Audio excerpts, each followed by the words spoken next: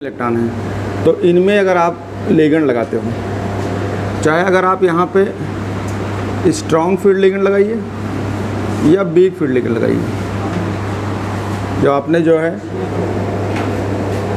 Configuration किया और D में इलेक्ट्रॉन चेक किया, यानी उस पर कितना पॉजिटिव आता है और डी में कितना इलेक्ट्रॉन बचता है। अगर डी में 1 इलेक्ट्रॉन है, 2 इलेक्ट्रॉन है या 3 इलेक्ट्रॉन है, तो इनकी पेयरिंग होगी नहीं। तो ये हमेशा ऑलवेज पैरामैग्नेटिक होंगे। अब कोई पैरामैग्नेटिक होगा, इसका मतलब अनपेयर्ड होगा, इसका मतलब कलर देगा, तो कलर्ड होगा। डी में 4 है, तो इसमें 2 चीज़ हो सकती है। डी में अगर जो है स्ट्रॉन्ग फील्ड लगा रहे हैं या वीक फील्ड लगा रहे हैं, तो वीक फील्ड लगाएंगे तो ये चारों इलेक्ट्रॉन ऐसे रहेंगे। अगर वीक फील्ड लगा रहे हैं लिगेंड, तो चारों इलेक्ट्रॉन ऐसे रहेंगे, पेयरिंग होगी नहीं। तो ये जो है आपका इस टाइम जो है पीएम होगा, और पीएम होगा तो अनपेयर्ड इलेक्ट्रॉन रखेगा और कलर देगा। तो उसमें से 1 इलेक्ट्रॉन पेयरिंग कर लेगा, तब भी इसमें अनपेयर्ड रहेंगे, और अनपेयर्ड रहेंगे तो इसका मतलब है कि ये भी पैरामैग्नेटिक शो करेगा। बस डिपेंड करेगा कलर के ऊपर कि इंटेंसिटी कम है या ज़्यादा है। अगर इसमें 5 हैं तो 5 में चाहे आप वीक फील्ड लगाइए, वीक फील्ड लिगेंड लगाइए, या आप स्ट्रॉन्ग फील्ड लिगेंड लगाइए, क्योंकि 5 नंबर है, पेयरिंग होगा तब भी एक ना एक अनपेयर्ड बचेगा, एक अनपेयर्ड बचेगा। और पेयरिंग नहीं होगा तो उसमें जो है 5 अनपेयर्ड रहेंगे, यानी तब भी ये पीएम देगा और कलर्ड होगा। अगर 6 इलेक्ट्रॉन है, डी में 6 इलेक्ट्रॉन है, ये मान लो 6 है,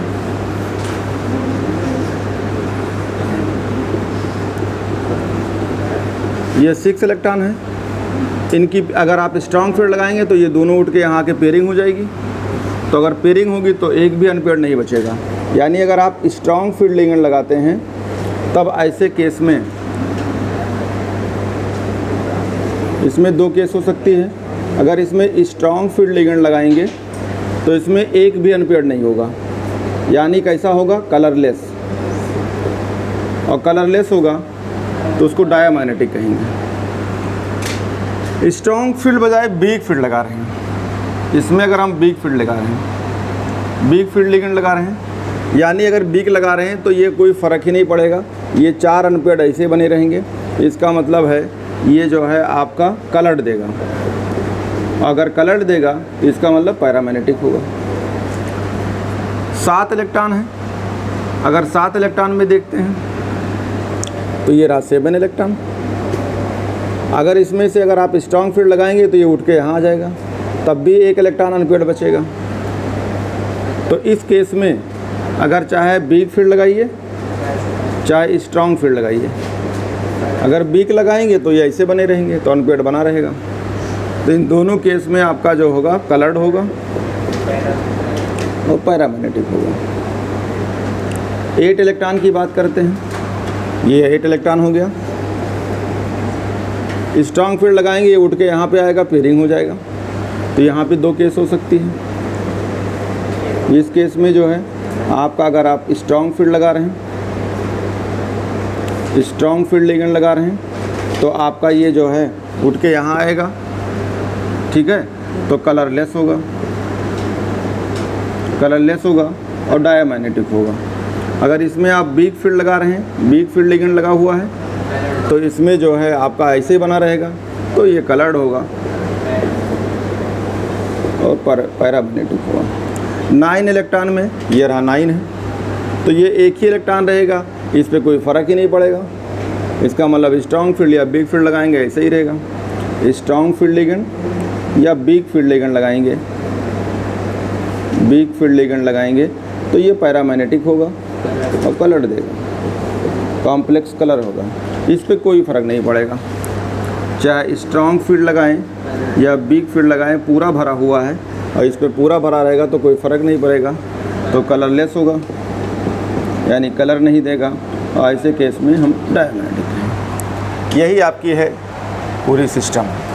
अब आपको जो है इलेक्ट्रॉन देखेंगे कि डी में कितना है, फिर उसके साथ लिगेंड कितना लगा है, स्ट्रांग या वीक लगा है, और ये बातें निकल के आएंगी। तो जो कल बताया था इसका एक तरह का चार्ट है। अब आपको हेडिंग लिखना है हाइब्रिडाइजेशन से।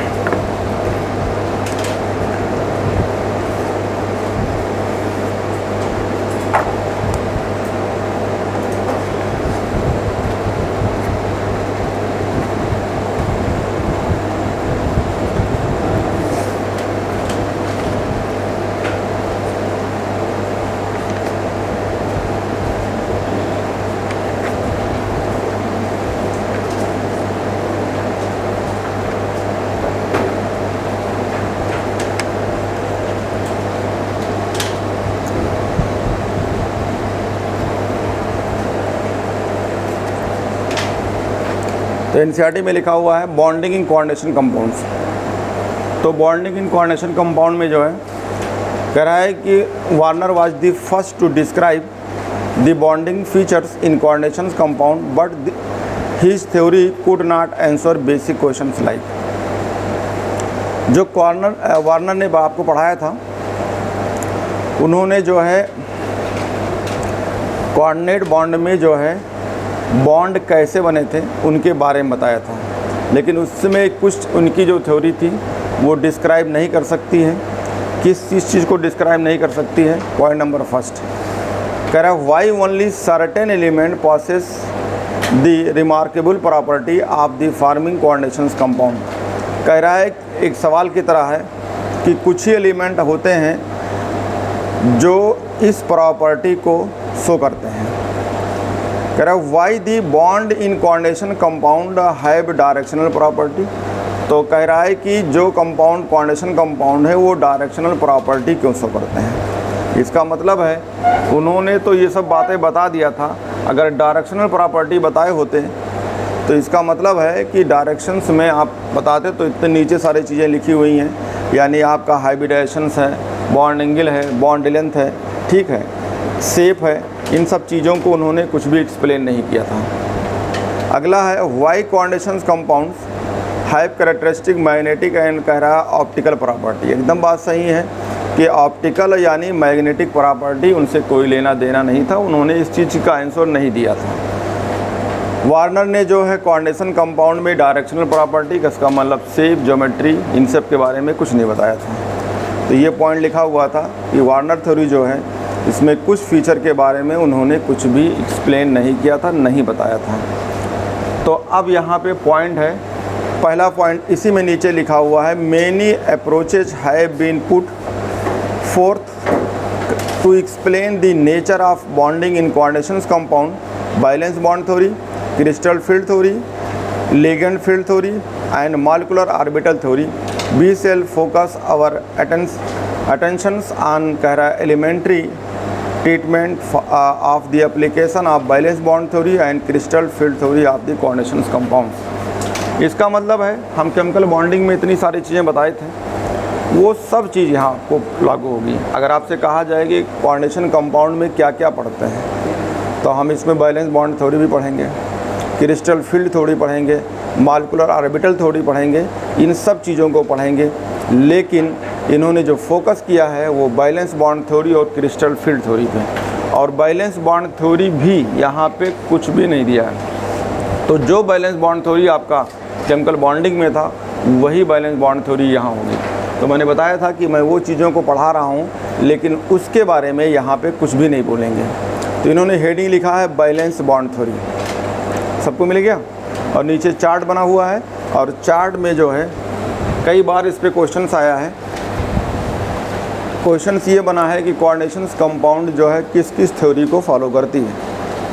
तो इसमें सब लिखा हुआ है, बैलेंस बॉन्ड थ्योरी है, मॉलिक्यूलर ऑर्बिटल थ्योरी है, क्रिस्टल फील्ड थ्योरी है, लिगेंड फील्ड थ्योरी है, इन सब को फॉलो करती है। और इसका डिटेल यहाँ कुछ नहीं है, कुछ है ही नहीं। तो इसमें जो है थोड़ी सी बातें इन्होंने बैलेंस बॉन्ड थ्योरी के बारे में बताया है, खाली नाम लिया है, उसके बाद डायरेक्ट हाइब्रिडेशन पे आ गए हैं। तो मैं बैलेंस बॉन्ड थ्योरी आपको पढ़ाया था केमिकल बॉन्डिंग में। सबसे पहले बैलेंस बॉन्ड थ्योरी में आपको बताया था कि जब आप किसी भी सेंटर एलिमेंट को लेते हैं या आइटम को लेते हैं, उन्हें कॉन्फ़िगरेशंस करते हैं, उनके आउटर सेल में जो ऑर्बिटल बैठे होते हैं उन ऑर्बिटल को लेते हैं और उन्हीं ऑर्बिटलों में आपको देखना होता है कि दो अगर अलग अलग एलिमेंट्स हैं, उनका एक इलेक्ट्रॉन क्लॉकवाइज हो ऑर्बिटल में, दूसरा एंटी क्लॉक हो, तो वो एक दूसरे के ऊपर ओवरलैपिंग करते थे। उस ओवरलैपिंग के लिए पहला पॉइंट बताया था कि पहले न्यूक्लियस अप्रोच करती है। न्यूक्लियस जब पास आएगी, किसी एक एक्सिस पे होगी, तो उनमें बैठे हुए ऑर्बिटल में इलेक्ट्रॉन वो आपस में ओवरलैप कर लेते थे, यानी इलेक्ट्रॉन डेंसिटी न्यूक्लियस के बीच में बढ़ जाती थी। उसमें टर्म कंडीशन ये भी था कि अगर ओवरलैपिंग हो तो एक्सटेंट ऑफ ओवरलैपिंग, बहुत अच्छी तरीके से ओवरलैपिंग हो कि ताकि जो है कोवैलेंट बॉन्ड बहुत अच्छी तरीके से मजबूती से बनता था। इन सब बातों को इन्होंने यहाँ पे कुछ भी एक्सप्लेन नहीं किया है, सिर्फ नाम लिखा है। तो जो नाम लिखा है मैं उसको पढ़ देता हूँ। According to this theory, metal atom or ion under the influence of ligand can use its, आगे लिखा हुआ है N-1D NS NP। ये बातें आपको मैं केमिकल बॉन्डिंग में एक बार बता चुका था, याद करिए। ये लिखा था आपको N-1, यहाँ पे लिखा था D, और D में इलेक्ट्रॉन है 1 से लेके जो है 10 तक। फिर यहाँ लिखा था NS, ये लिखा होता है NP। ये इससे क्लियर हो जाता है कि अगर N-1D लिखा हुआ है तो इसका मतलब है कि इन्होंने बात कर रहे हैं ट्रांजिशंस एलिमेंट का। तो ये देखो लिखा हुआ है, तो यहाँ पे D के ऊपर कॉन्फ़िगरेशंस का फार्मूला होता है D में 1 से लेके 10, और NS में इलेक्ट्रॉन होगा।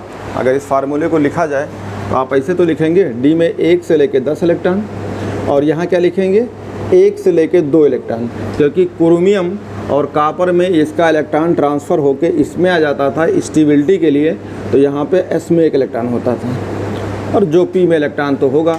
लेकिन अभी जो है आपने पढ़ा था 3D सीरीज़ में, तो P में इलेक्ट्रॉन नहीं होता है, तो P कैसा होता है, खाली होता है। 3D सीरीज़ का कॉन्फ़िगरेशन बताया था, ऐसे लिख D लिख पलट दे, तो सिर्फ D और S में इलेक्ट्रॉन थे, P में इलेक्ट्रॉन नहीं थे। तो इसको चाहो तो इलेक्ट्रॉनिक कॉन्फ़िगरेशंस का ये फार्मूला हो जाएगा 3D सीरीज़ यानी D ब्लॉक के लिए। तो ये बातें लिखा हुआ है according to this theory the metal atom or ions. मैंने ये वर्ड बोला था कि जब भी आप कोऑर्डिनेशन कंपाउंड के सेंट्रल मेटल की बात करेंगे तो या तो वो आइटम या तो फिर आयंस के फॉर्म में लिखा रहेगा। तो आइटम आयंस है under the influence of ligands, इसका मतलब उसके पड़ोसी में लिगेंड लगा होता है और लिगेंड का प्रभाव होता है। लिगेंड प्रभाव क्यों है, क्योंकि अभी आप डिटेल पढ़ चुके हैं, या तो स्ट्रॉन्ग फील्ड लिगेंड होगा या तो फिर वो वीक फील्ड लिगेंड होगा, तो उसका इफेक्ट दिखेगा। आगे लिखा हुआ है फिर RNS NP and ND orbital. ये अब देखो डायरेक्ट कहानी हो गई हाइब्रिडाइजेशंस में, याद करिए। आगे लिखा हुआ है NS NP और ND, इसको मैं सही लिखता हूँ। तो सही क्या बताया था, जब आपको बताया था हाइब्रिडाइजेशन के बारे में कौन कौन सा ऑर्बिटल इन्वॉल्व होगा, तो लिखा था 3D 4S और 4P। ऐसे मैंने टिक कर दिया था कि ये ऑर्बिटल हाइब्रिडाइजेशंस में इन्वॉल्व होंगे। फिर मैंने नीचे जब हाइब्रिडाइजेशन मत पढ़ाया था, क्या लिखा था, हेडिंग लिखा था हाइब्रिडाइजेशंस। आपको पहले पढ़ाया S और P को लेके, तो एक बार S और एक P, एक बार एक S 2P, तो बन के आया था SP। फिर बताया था 2P यानी SP2, फिर बताया था SP3। तो ये अलग था, यानी आप ये सेकंड पीरियड के एलिमेंट में पढ़ते हैं जिसमें S और P ऑर्बिटल ही होता है। लेकिन जब बियॉन्ड सेकंड पीरियड को पढ़ते हैं या ट्रांजिशन एलिमेंट में पढ़ते हैं तो उसमें ऑर्बिटल इन्वॉल्व हो जाता है D। तो S और P तो ये रहेगा, इनके साथ साथ D इन्वॉल्व हो जाता था। एक D इन्वॉल्व होगा या 2 D इन्वॉल्व होंगे, ठीक है, या 3 D इन्वॉल्व होंगे, तो ये नाम बदल जाता था। अगर एक D इन्वॉल्व हुआ तो SP3D, 2 इन्वॉल्व हुआ तो SP3D2, 3 इन्वॉल्व हुआ तो SP3D3। ये अब इसमें D 5 थे, DXY, DYZ, DZX, DX2, Y2।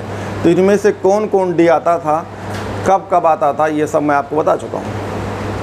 तो ये मैं बताया था कि एक कंडीशन हाइब्रिडाइजेशंस के लिए हो सकती है, ये मैंने टिक किया था। ये किसके लिए था, ये कहानी बताया था हाइब्रिडाइजेशंस के लिए, हाइब्रिडाइजेशंस के लिए। एक बताया था आपको अगर 3D 4S 4P हो, या फिर बताया था आपको आगे वाला ले लो, तो क्या था 4S 4P और 4D के ऑर्बिटल ये इन्वॉल्व होते थे हाइब्रिडाइजेशंस के लिए। और अगर इनके अलावा कोई भी ऑर्बिटल आप लेते हैं तो वो पॉसिबल नहीं है, क्योंकि एनर्जी में बहुत डिफरेंट नहीं होना चाहिए। वहाँ पे एक लाइन लिखा था कंपैरेबल एनर्जी, और कंपेरेबल जब एनर्जी वर्ड बताया था तो वहाँ पे N+L करके रूल बताया था।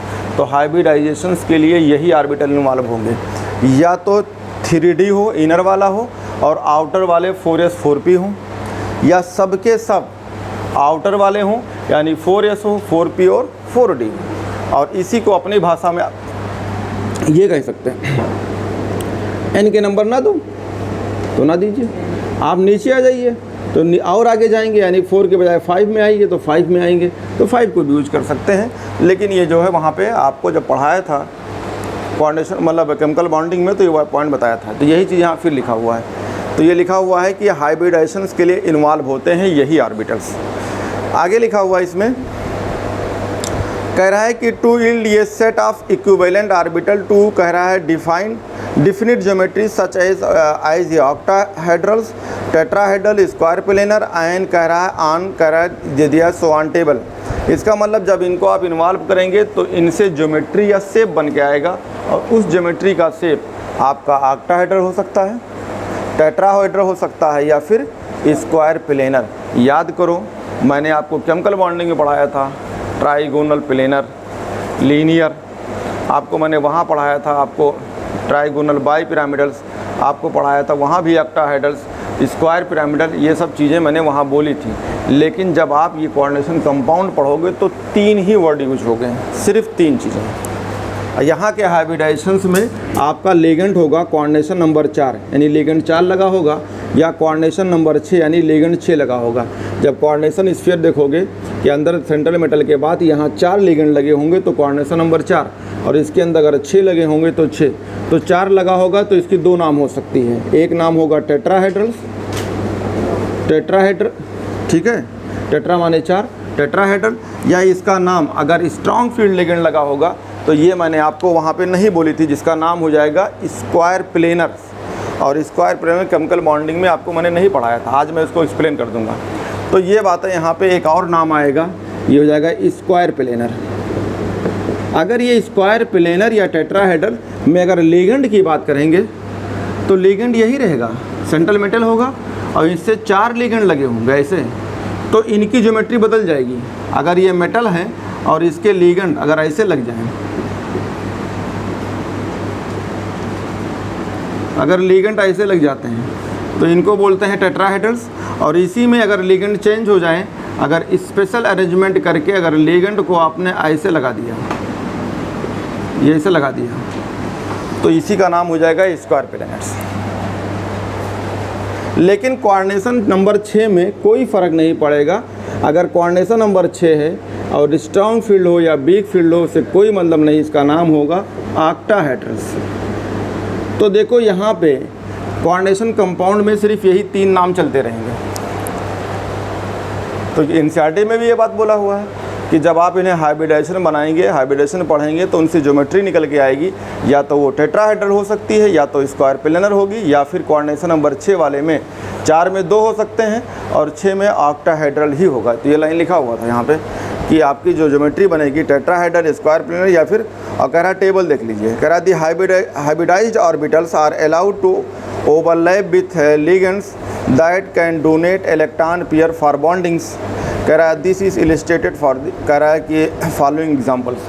देखो नीचे एक लाइन लिखा हुआ है, जो हाइब्रिड ऑर्बिटल बनेगा वो ओवरलैप करेगा लिगेंड से, लेकिन ये लाइन के अलावा कहीं कुछ भी आपको मिलेगा नहीं डायग्राम के साथ। तो ये लाइन आप भी अंडरलाइन कर लीजिए, क्योंकि हाइब्रिड का मतलब, मैं एक बार फिर बोलता हूँ, हाइब्रिड का मतलब होता है एटॉमिक ऑर्बिटल लीजिए, और एटॉमिक ऑर्बिटल का मतलब है सेंट्रल मेटल का एटॉमिक ऑर्बिटल लीजिए और उन्हें मिक्सिंग करिए, मिक्सिंग करने से उसे हाइब्रिड ऑर्बिटल बनाइए, और हाइब्रिड ऑर्बिटल जो बन के आए उसको लिगेंड के ऑर्बिटल से ओवरलैप कराइए, उससे जो बन के आएगा उसका नाम होगा कोवैलेंट बॉन्ड्स। लेकिन कोवैलेंट बॉन्ड में ही आप ये सब पढ़ते थे, हाइब्रिडाइजेशन, शेप, ज्योमेट्री, ये सब चीज़ें थी। तो देखो इन्होंने हेडिंग तो लिखा बैलेंस बॉन्ड थ्योरी, आगे कुछ भी एक्सप्लेन नहीं किया ना बोला, उसी बैलेंस बॉन्ड थ्योरी में हाइब्रिडेशन आ गया।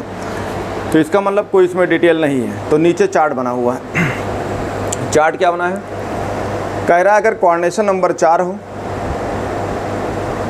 तो उसमें जो है sp3 जो है उसका हाइब्रिडाइजेशन होगा, तो देखो मैं भी बताया कोऑर्डिनेशन नंबर 4 है तो उसका हाइब्रिडाइजेशन अभी मैं पढ़ाने वाला हूँ। तो उसको बताएंगे sp3 होगा या फिर आपको बताएंगे dsp2 होगा। अभी मैंने नाम नहीं लिखा है, लेकिन अगर इनकी ज्योमेट्री देखेंगे तो टेट्राहेड्रल या फिर स्क्वायर प्लेनर होगा।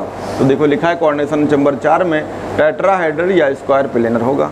इनका हाइब्रिडाइजेशन मैं अभी पढ़ाने जा रहा हूँ, तो भी आगे बताता हूँ कब होगा। आगे लिखा हुआ है कि अगर कोई लिगेंड 5 हो जाए, अभी तक आपने पूरी एनसीईआरटी देखा होगा तो कहीं 5 वाला लिगेंड नहीं मिला होगा। सेंट्रल मेटल हो, लिगेंड 5 लगा हो, या तो 4 लगा होता है या तो 6 लगा होता है। 5 में बहुत रेयर केस में होते हैं, लेकिन अगर आपसे पूछा जाए कि क्या 5वां लिगेंड हो सकता है तो बिल्कुल हो जाएगा। तो आप ये ध्यान दीजिएगा, 5 वाला मिलेगा नहीं, लेकिन कोई भी सवाल में कमेंटमेंट्स या असर्शन रीजन में ये पॉइंट रखा रहेगा। तो आपको एकदम डीपली पढ़ना है तभी कर पाएंगे, क्योंकि एनसीईआरटी से आता है अगर आप 40 क्वेश्चन भी कर लेंगे तो कुछ नहीं कर पाएंगे, क्योंकि तुमसे अच्छा करने वाले 45 बैठे होंगे। तो एक एक सवाल बड़ी कीमती है और बहुत अच्छी तरीके से समझना है। आगे है कोऑर्डिनेशन नंबर 6। कोऑर्डिनेशन नंबर 6 में 2 हाइब्रिडाइजेशन होगा, अभी पढ़ाएंगे आपको। या तो sp3 आपका जो है d2 होगा या d2 sp3 होगा, लेकिन दोनों के जो है अगर आप इन्हें हाइब्रिड करके ज्योमेट्री बनाएंगे तो उसमें जो निकल के आएगा वो ऑक्टाहेड्रल ही होगा। तो अब आप हेडिंग लिखिए हाइब्रिडाइजेशंस। तो हाइब्रिडाइजेशन पढ़ाता हूँ, उनके साथ ज्योमेट्री और शेप पढ़ाता हूँ, फिर उसके बाद क्वेश्चन कराता हूँ। तो हेडिंग है हाइब्रिडाइजेशंस। तो हाइब्रिडाइजेशंस का मतलब है, मैंने आपको बहुत डिटेल बताया, कई तरीके से पढ़ाया, लेकिन यहाँ पे कोऑर्डिनेशन कंपाउंड ने कुछ भी नहीं बोला है तो मैं भी कुछ नहीं बोलूँगा, बस खाली नाम बोलूँगा हाइब्रिडाइजेशंस। क्योंकि इन्होंने जो तरीका होता है हाइब्रिडाइजेशंस का, उससे यहाँ कोई लेने देना ही है। जो भी हम कोऑर्डिनेशन कंपाउंड बनाएंगे उसमें सेंट्रल मेटल होगा, और सेंट्रल मेटल को जो है उनको कॉन्फ़िगरेशन करके उनके ये जो ऑर्बिटल है नीचे है, यानी 3d 4s 4p या 4s 4p या 4d, इनके ऑर्बिटल को लेंगे, इनको मिक्सिंग करेंगे, इनसे हाइब्रिड बनाएंगे ऑर्बिटल, और फिर हाइब्रिड ऑर्बिटल को सेंटर लिगेंड से लगे हुए लिगेंड्स के जो एटॉमिक ऑर्बिटल से ओवरलैप करेंगे, उनसे हाइब्रिडाइजेशन बनेगा। ये है तरीका हाइब्रिड का। लेकिन क्या करोगे ये सब पढ़ के?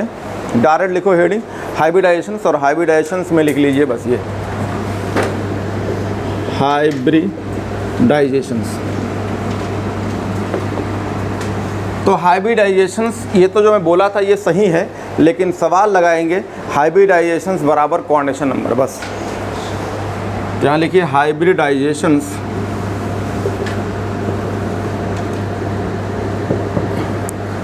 इक्वल होगा, जो हाइब्रिडाइजेशन निकालेंगे वो किसके बराबर होगा? कोऑर्डिनेशन नंबर के। बस ये वर्ड लिखना है, हाइब्रिडाइजेशंस इक्वल टू कोऑर्डिनेशन नंबर। और कोऑर्डिनेशन नंबर क्या होता है? नंबर ऑफ लिगेंड्स या सेकेंडरी बैलेंस है, तो इसे बोलेंगे नंबर ऑफ लिगेंड्स। लिगेंड के नंबर देख लिए, हाइब्रिडाइजेशन निकल गया, या और आसान तरीका। लेकिन कोई डिफिनीशन पूछेगा तो केमिकल बॉन्डिंग का ही डिफिनीशन लगेगा। तो आओ देखते हैं, किताब ने कुछ ही बात की है, तो मैं आपको हाइब्रिडाइजेशन बताएंगे। तो अगर किसी का कोऑर्डिनेशन नंबर है, अरे इसको CN बोलते थे, शॉर्टकट बोलते थे, कोऑर्डिनेशन मतलब CN। तो अगर हम CN बराबर कहते हैं 2 है, यानी लिगेंड 2 ही लगा है। तो जब 2, ऐसा पॉसिबल नहीं है, लेकिन अगर कहीं मिल गया तो ठीक है। तो 2 होगा, तो इसमें 2, अगर ये 2 नंबर हैं तो आप 2 नंबर में चले जाइए। 2 नंबर कौन कौन होंगे? S और P, तो यानी sp हाइब्रिडाइज्ड होगा। तो इसमें D यूज नहीं हो रहा है। और जब sp हाइब्रिडाइज पढ़ाया था कि इसमें लीनियर होता है, तो ये मिलेगा नहीं, लेकिन तब भी लिख सकते हैं इसका शेप लीनियर होगा। और बॉन्ड एंगल कितना होगी? A180 होगी। ये रहा कोऑर्डिनेशंस नंबर 2, यानी 2 लिगेंड लगा होगा। अगर किसी के पास कोऑर्डिनेशंस नंबर 4 है, यानी 4 लिगेंड लगे हैं, तो इसमें 2 बातें हो सकती हैं। या तो उसमें वीक फील्ड लगा होगा चारों, या उसमें स्ट्रॉन्ग फील्ड लगा होगा। तो 2 तरह का लिगेंड मिलेंगे।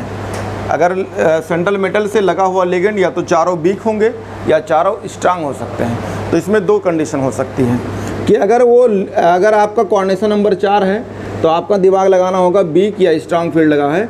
तो अगर 4 है, वीक लगा होगा, तो इसे क्या बोलेंगे? क्या बोलेंगे? 4 है तो क्या बोलेंगे? हाइब्रिडाइजेशन। 4 का मतलब क्या है? 1s 3p, तो यानी sp3 होगा। अरे 4, यही हाइब्रिड बन गया, यही हाइब्रिड ऑर्बिटल है, यही हाइब्रिड कोऑर्डिनेशन नंबर बराबर हाइब्रिड ऑर्बिटल, टेंशन खत्म, ये रहा। तो इसे क्या बोलेंगे? टेट्राहेड्रल। और टेट्राहेड्रल की बॉन्ड एंगल कितना होती है? 109 होती है, ये रहा।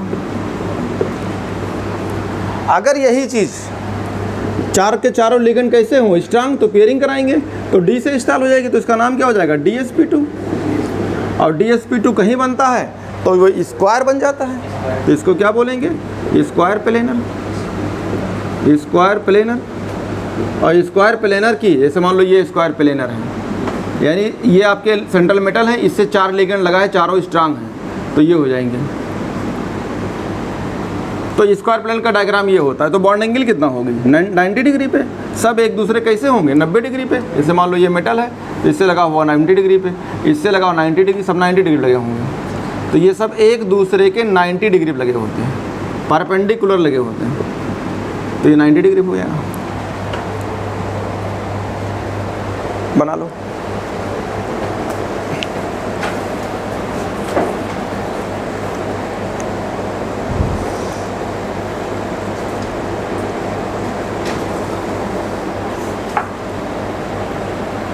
यहाँ चाहे लिख लो, पढ़ने में तुम लोग बहुत तेज़ हो, यहाँ लिख लो स्ट्रांग फील्ड लिगेंड लगा होता हूँ, और यहाँ लगा हो वीक फील्ड लिगेंड।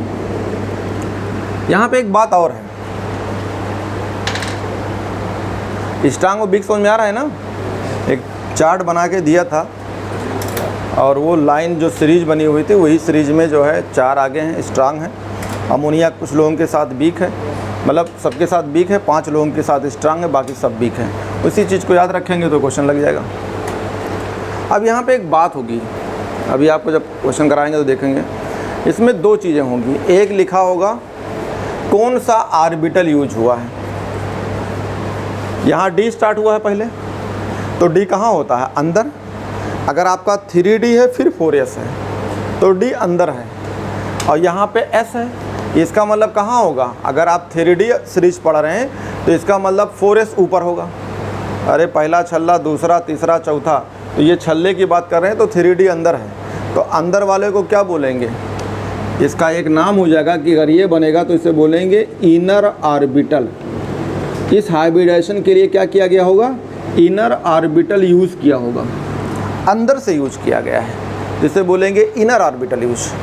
अगर इनर ऑर्बिटल यूज हुआ है तो इसकी स्पिन जो होगी, स्पिन लो होगी, या एनसीईआरटी में लिखा है स्पिन पीयर्ड कॉम्प्लेक्स होगा, स्पिन पीयर्ड कॉम्प्लेक्स होगा। जैसे मान लीजिए अभी आप मतलब जब लोग रूम देखने जाते हैं किसी के यहाँ, तो उससे बोलते हैं कि रूम हाँ घर मिल जाएगा, आने जाने का परमिशन तो रहेगा ना? नहीं, 11 बजे लाख लगे तो इनका नहीं रहेंगे। बहुत सारे लोग रूम ढूंढते हैं कि जब मर्जी चाहे उठे, दारू पिए या घूम टहला के चले आए। फिर देखा होगा ऐसे करके, अक्सर रूम चाहते हैं ऐसे। 90% यही होता है, 99 मान लो, 1% पढ़ने वाले होते हैं। पढ़ते तो सब हैं, ऐसा थोड़ा है, सब पढ़ते हैं, लेकिन पढ़ने के बाद मेहनताना नहीं पाते हैं। तो ये जो है मकान मालिक के दरवाज़ा बंद, यानी रूम लिए हैं, ये मकान मालिक है, बगल में रूम है। जैसे उठोगे दारू वारू पीने, किसी घुमाने टहलाने के लिए, तो तुरंत बोलेंगे कहाँ जा रहे हो। इसका मतलब है ये अंदर बैठा है। कहाँ से ऑर्बिटल इस्तेमाल हुआ है, तो वो दौड़ पाएगा। जैसे निकला भागने के लिए मकान मालिक, तो देखा कहाँ जा रहे हो, तो इसका मतलब दौड़ा है, कम दौड़ पाया, नहीं दौड़ पाएगा। तो कम दौड़ेगा तो उसे क्या बोलोगे? स्पिन लो है। और बाहर रूम लिए है तो जब चाहे दरवाज़ा खोला, बुलाया, भेज दिया, या अपने चला गया, तो इसको क्या बोलोगे? इस वाले को, इसको क्या बोलोगे? कहाँ है दरवाज़ा, रूम कहाँ है? बाहर। यानी अब इतना बेवकूफ़ तो नहीं हो कि जंगल से आए हो कि बुलाया और बाहर भेज दिया, तो सबको पता है 1 2 3 4 ये, तो ये 3D है, ये 3D है, और ये ऊपर बैठा 4s है। तो जब ये 4s है, इसका मतलब s वाला इस्तेमाल हुआ है, यानी इसका मतलब आउटर ऑर्बिटल इस्तेमाल हुआ है। तो ये लिखा हुआ है आउटर, कहाँ गया? इसमें लिख लो कौन सा इस्तेमाल किए हो? आउटर, आउटर ऑर्बिटल, ये सब वर्ड यूज किए गए हैं, आउटर ऑर्बिटल यूज। तो जब आउटर यूज किया है, बाहर वाला यूज किया है, तो जब चाहे तब भाग जाए। तो इसको क्या बोलोगे? स्पिन लो या high? High spin, high spin है। अगर स्पिन हाई है तो इसको अंग्रेजी में एनसीईआरटी वर्ड है स्पिन फ्री कॉम्प्लेक्स। इसका एक दूसरा नाम है स्पिन फ्री कॉम्प्लेक्स। ये सब कहाँ लिखे हैं एनसीईआरटी में दिखा देता हूँ ताकि आपको दिमाग खुला रहे ना, पता चला कि क्या पढ़ा रहे हैं। खोल लो, जहाँ हाइब्रिडाइजेशन जहाँ भी पढ़ा रहा था उसके अगला पन्ना देख लो, सब लिखा हुआ है।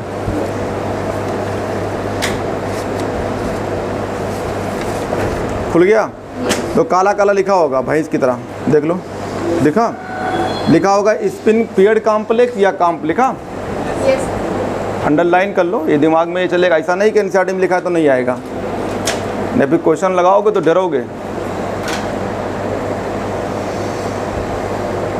हमने आउटर ऑर्बिटल ये लिखे होंगे, मैंने यूज लिखा अपने तरफ से, क्योंकि आप पढ़ने में बहुत तेज है ना, इसलिए यूज लिखना पड़ता है, यानी इस्तेमाल किया गया है। तो यूज का मतलब इस्तेमाल किए हैं, तो अपना नाम ने जोड़ दिया है। हो गया? तो इसका मतलब है कि जो भी ऑर्बिटल अंदर से, यानी डी पहले लिखा होगा। अब ये केमिकल बॉन्डिंग में एक चार्ट बना था, मैं उसको भी एक्सप्लेन कर दूंगा उसको भी। तो जो अब क्लियर हो गया। अब आपसे कोई पूछे ये बताओ कोऑर्डिनेशन नंबर 4 है तो एस क्यों यूज किए हो, डी क्यों यूज किए, तो साफ साफ समझा दो कि भैया कहानी है लिगेंड की। जब ये जो है बिग फील्ड लिगेंड है, इसका मतलब ये जो है चौकीदार है। ये जाता है जो सेंट्रल मेटल के DLA इलेक्ट्रॉन से बोलता है पेयरिंग हो जाओ, तो वो मुझे पैसा से कटिंग चार्ज भेज देता है। यानी मेरे अंदर पावर ही नहीं है कि मैं उसके इलेक्ट्रॉन को पेयरिंग कराऊं, तो मैं वहाँ सट जाता हूँ।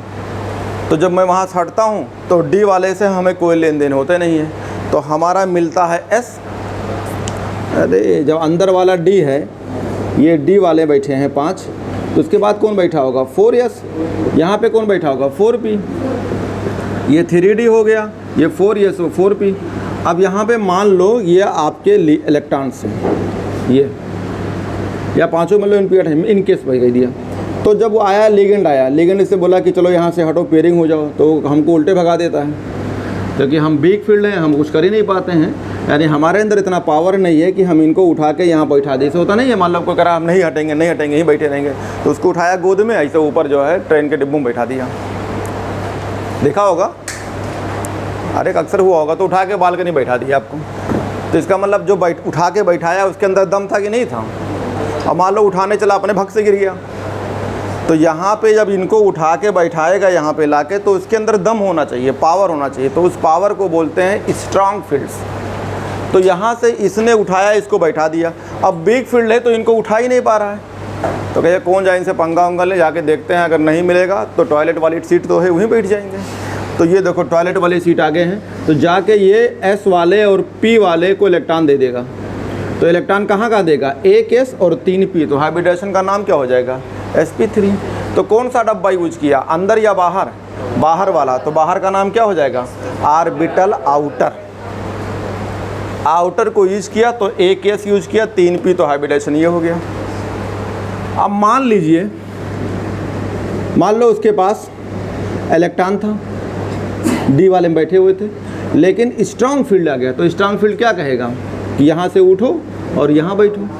तो ध्यान देना, जब भी ये कहानी होगी, ऐसा नहीं है, मान लो तुम्हारे पास 4 इलेक्ट्रॉन है, डी में कितने इलेक्ट्रॉन है 4, दिमाग खोल के पढ़ो, नहीं तो दिमाग इन खरीद लेना। 4 इलेक्ट्रॉन है, अगर मान लो उसने उठाया, इसको कहा यहाँ बैठ जाओ, कहाँ बैठ गयो, यहाँ बैठा दिया, तो यहाँ कितने डिब्बा खाली हो गए 2।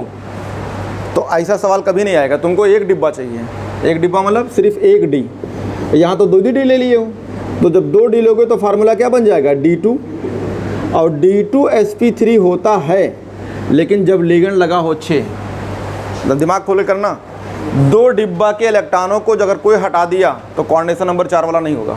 जैसे मान लो हमने सवाल पूछ लिया, कोऑर्डिनेशन नंबर 4 है, स्ट्रांग फील्ड लिगेंड लगा है, और dx स्क्वायर वाई स्क्वायर और dz स्क्वायर के इलेक्ट्रॉनों को ट्रांसफ़र कर देता है, और हाइब्रिडाइजेशन बनता है dsp2। ये बात सही है गलत? गलत है, खोल के करो, नहीं तो बता रहे हैं सब क्वेश्चन एग्जाम में आएगा। और कौवे की तरह से बैग टांग घुमा करोगे, खुशबू आएगी जेब से, लेकिन निकल रहा है कहीं और से, और हिल जाओगे एनसीईआरटी में ढूंढते ढूंढते। इसीलिए दिमाग ये होना चाहिए। अब मान लो आ गया, तो जैसे एक सवाल पूछ रहा था कि हम तैयारी कर रहे हैं, अगर हम डॉक्टर ने बने तो हम काहे तैयारी करोगे, तो जाके BSc नर्सिंग करो। तैयारी का मतलब क्या होता है कि हम तैयार हैं, इसका मतलब हम तैयार है। मान लो हमने कहा कि तुम्हारी शादी लग जाए और मान लो अब दिन आ गया कि अब कल घोड़ी बैठना है, आग भाग गए तो तैयार ही नहीं थे, नहीं समझ में आया, तब कहे तैयार था बैठने के लिए। तो यहाँ पे कोऑर्डिनेशन नंबर अगर 4 है तो 2 डिब्बा को के इलेक्ट्रॉनों को नहीं शिफ्ट कर सकता। तो देखो दिमाग अपना यूज करो, अगर इलेक्ट्रॉन है ये तो कितने इलेक्ट्रॉन होंगे, 1 2 3 4 5 और 6। तो ये ध्यान दीजिएगा, जब भी इलेक्ट्रॉन ट्रांसफ़र होगा तो या तो ये उठ के यहीं आ जाएगा तो एक डिब्बा खाली हो गया। ध्यान दीजिएगा, आप हर केस में जब भी लिगेंड ट्रांसफ़र करेगी तो इसको उठा के इनमें से आएगा, एक ऑर्बिटल खाली होना चाहिए, 2 कभी नहीं हो। जैसे 2 खाली हुआ वो चला जाएगा कोऑर्डिनेशन नंबर 6 में, क्योंकि हमें 1 डी चाहिए। कितना डी चाहिए, 1। और एक कहानी और भी है, मतलब जैसे होता ना जब चीज़ लागू नहीं वो एग्जाम में पूछी जाती है। जैसे स्ट्रॉन्ग फील्ड लिगेंड के बाद होने के बाद भी कुछ केस ऐसे हैं, अभी देखो दिखाएंगे। ये आ चुका 18 में NiCO का होल 4, ये स्ट्रॉन्ग फील्ड लिगेंड है, सबसे स्ट्रांग है CO। स्ट्रांग होने के बाद इसकी हाइब्रिडाइजेशन जान दो कितना है, sp3। अभी दिखाता हूँ इसका हाइब्रिडाइजेशन क्या है। कोऑर्डिनेशन नंबर कितना है, 4। कोऑर्डिनेशन नंबर 4 भी है, स्ट्रॉन्ग फील्ड लिगेंड है हाँ, लेकिन होगा sp3। क्यों, क्योंकि ये पूरा भर जाता है, डब्बे नहीं खाली है। अभी दिखाता हूँ, अगर आप x मान के निकालो तो ये हो गया 0 × 4 बराबर 0, तो x बराबर क्या आ गया 0। निकल लिखो 28, ये निकल लिखा 28, ऐसे लिख डी लिख पलट दे तो डी में हो गया 8 और एस में हो गया 2। निकल में कितना है, कोई नहीं है, निकल मतलब 0 है। और एक रूल होता है कि जब भैया कोई चांस बने तो पड़ोसी को स्टेबल कर दो। तो तुम खाली पढ़ के आए हो, क्रोमियम हो तो 5 कर दो और कापर है तो 10 कर दो, तो इसे छोड़ दें क्या, नहीं, ऐसा तुम्हारा रूल नहीं है। इसको जब स्ट्रॉन्ग फील्ड लिगेंड बैठा हुआ है तो इससे बोलेगा तुम क्या कर रहे हो यहाँ पे, चलो भागो यहाँ से। क्या कर देगा, ये पूरा इलेक्ट्रॉन दे देगा इसको और यहाँ खाली करा देगा स्टेबल करने के लिए। ये लिगेंड ने स्टेबल कराया, तो डी में कितना इलेक्ट्रॉन हो गया, गिनो 10, डी में 10 हो गया। अब क्या करें, स्ट्रॉन्ग फील्ड लिगेंड होने के बाद भी डी में 10 इलेक्ट्रॉन है। तो अब ये जो लिगेंड लगा है CO अपना इलेक्ट्रॉन कहाँ देगा, एक 4s में 4p में, ये दे दिया। कौन कौन डब्बा यूज किया, एक s का और 3p का, हाइब्रिडेशन क्या हो जाएगा sp3। और देखो यही सेम सवाल 2018 में बहुत पहले पूछा जा चुका है। क्योंकि मैंने जो बोला है ना, ये केमिस्ट्री है, हर चीज़ आपको हम रटा नहीं सकते लेकिन लॉजिक बता सकते हैं। अब तुमने मान लो पढ़ के चले गए यहाँ से, कोई कहा अगर लिगेंड का नंबर, अगर आपका कोऑर्डिनेशन नंबर 4 है तो हमेशा DsP2 ही होगा जब स्ट्रॉन्ग फील्ड लिगेंड हो। तुम गिराएग मारेगा, बता रहा हूँ, यही सवाल दे देगा और तुम भाग के आओगे मेरे पास, यही सवाल देगा। देखो ये सवाल आ चुका है, तुम्हारे सोचने से पहले आ चुका है, जब तक तुम सोचोगे उससे पहले एग्जामिनर पूछ चुका है। ये रहा सवाल, 2018 का सवाल है। तो इसीलिए कोऑर्डिनेशन कंपाउंड कोई इस बार अभी नहीं पढ़ाएगा, चाहे कुछ भी हो जाए, क्योंकि जितने आते हुए सवाल को आप नहीं पढ़ोगे, जो इम्पोर्टेंट चैप्टर है, तो आप नीट क्वालिफाई कर पाओगे। ये सवाल आ चुका, देखो लिखा हुआ है in geometry and magnetic behaviour of the complex. Check कर लो, क्वेश्चन है नीट 2018 का। इन्होंने गायब कर दिया, बहुत सारे जो प्रीवियस वाले हैं गायब कर दिए हैं। 18 का है दी ज्योमेट्री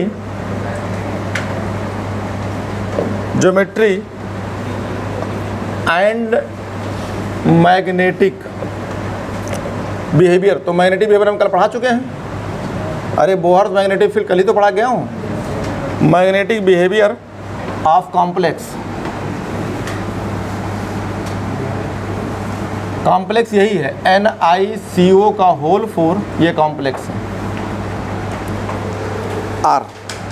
अब देखो होता क्या है, जैसे इस बार अरे सर बहुत टफ आया था, तो देखो 18 तुम्हें दिखाता हूँ। यहाँ पे लिखा हुआ है कॉम्प्लेक्स और नीचे में लिखा है अंग्रेजी में जो इस बार आया था सब।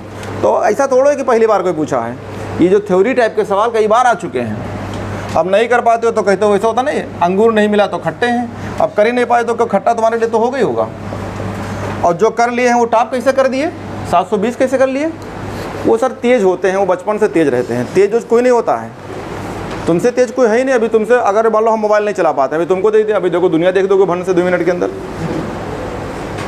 ये है ज्योमेट्रिक, कह रहा है कि स्क्वायर प्लेनर ज्योमेट्री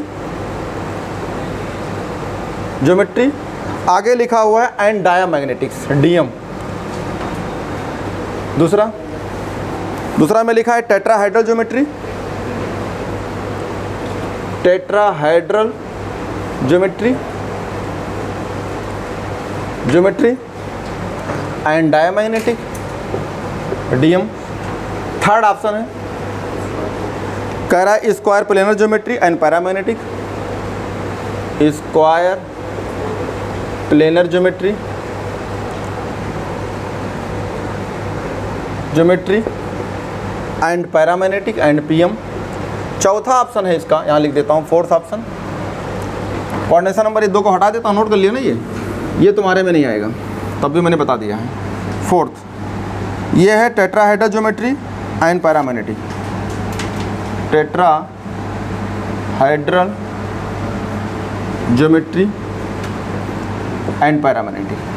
अब देखो हम ही सिखा रहे हैं, हम ही तुरंत आपको दिखा देते हैं कि देखो ये मामला खड़ा है, तो आपको कोई चीज़ रट के तो नहीं कर सकते हैं, क्योंकि देखो तुम्हारे सामने मैंने बनाया ये, तो अब यहाँ तो स्टार्ट, यहाँ तो इलेक्ट्रॉन ही नहीं है, मतलब अगर आपके 10 इलेक्ट्रॉन की बात करेंगे तो ये पूरा तो भर गया, तो जब पूरा भर गया तो खाली ही नहीं है। और लिगेंड का काम क्या है? इलेक्ट्रॉन देना। अरे पढ़ चुके हैं ना ले बे और ला। अगर तुमसे कोई पढ़ाते पढ़ाते मान लो कोऑर्डिनेशन तुम खत्म होने वाला है, कल तुमसे पूछे लिगेंड का काम क्या है, अरे यार ये तो तुझमें जानते नहीं है, तो बता रहे हैं फिर क्या करेगा कि लिगेंड का काम क्या है।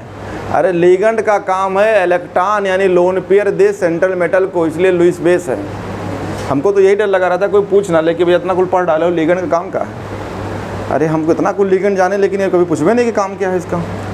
तो लिगेंड का कुछ भी काम नहीं है, काम यही है कि सेंट्रल मेटल के जो, तो ये सेंट्रल मेटल का डिब्बा है, डी का है। डी में कौन कौन है, यानी अगर निकिल की बात करते हैं, यहाँ पे क्या था निकिल है ना, हाँ, तो निकिल में कौन कौन ऑर्बिटल हैं, 3D 4s और 4p, यानी 3D मतलब अंदर वाला है, 4s 4p आउटर वाले हैं।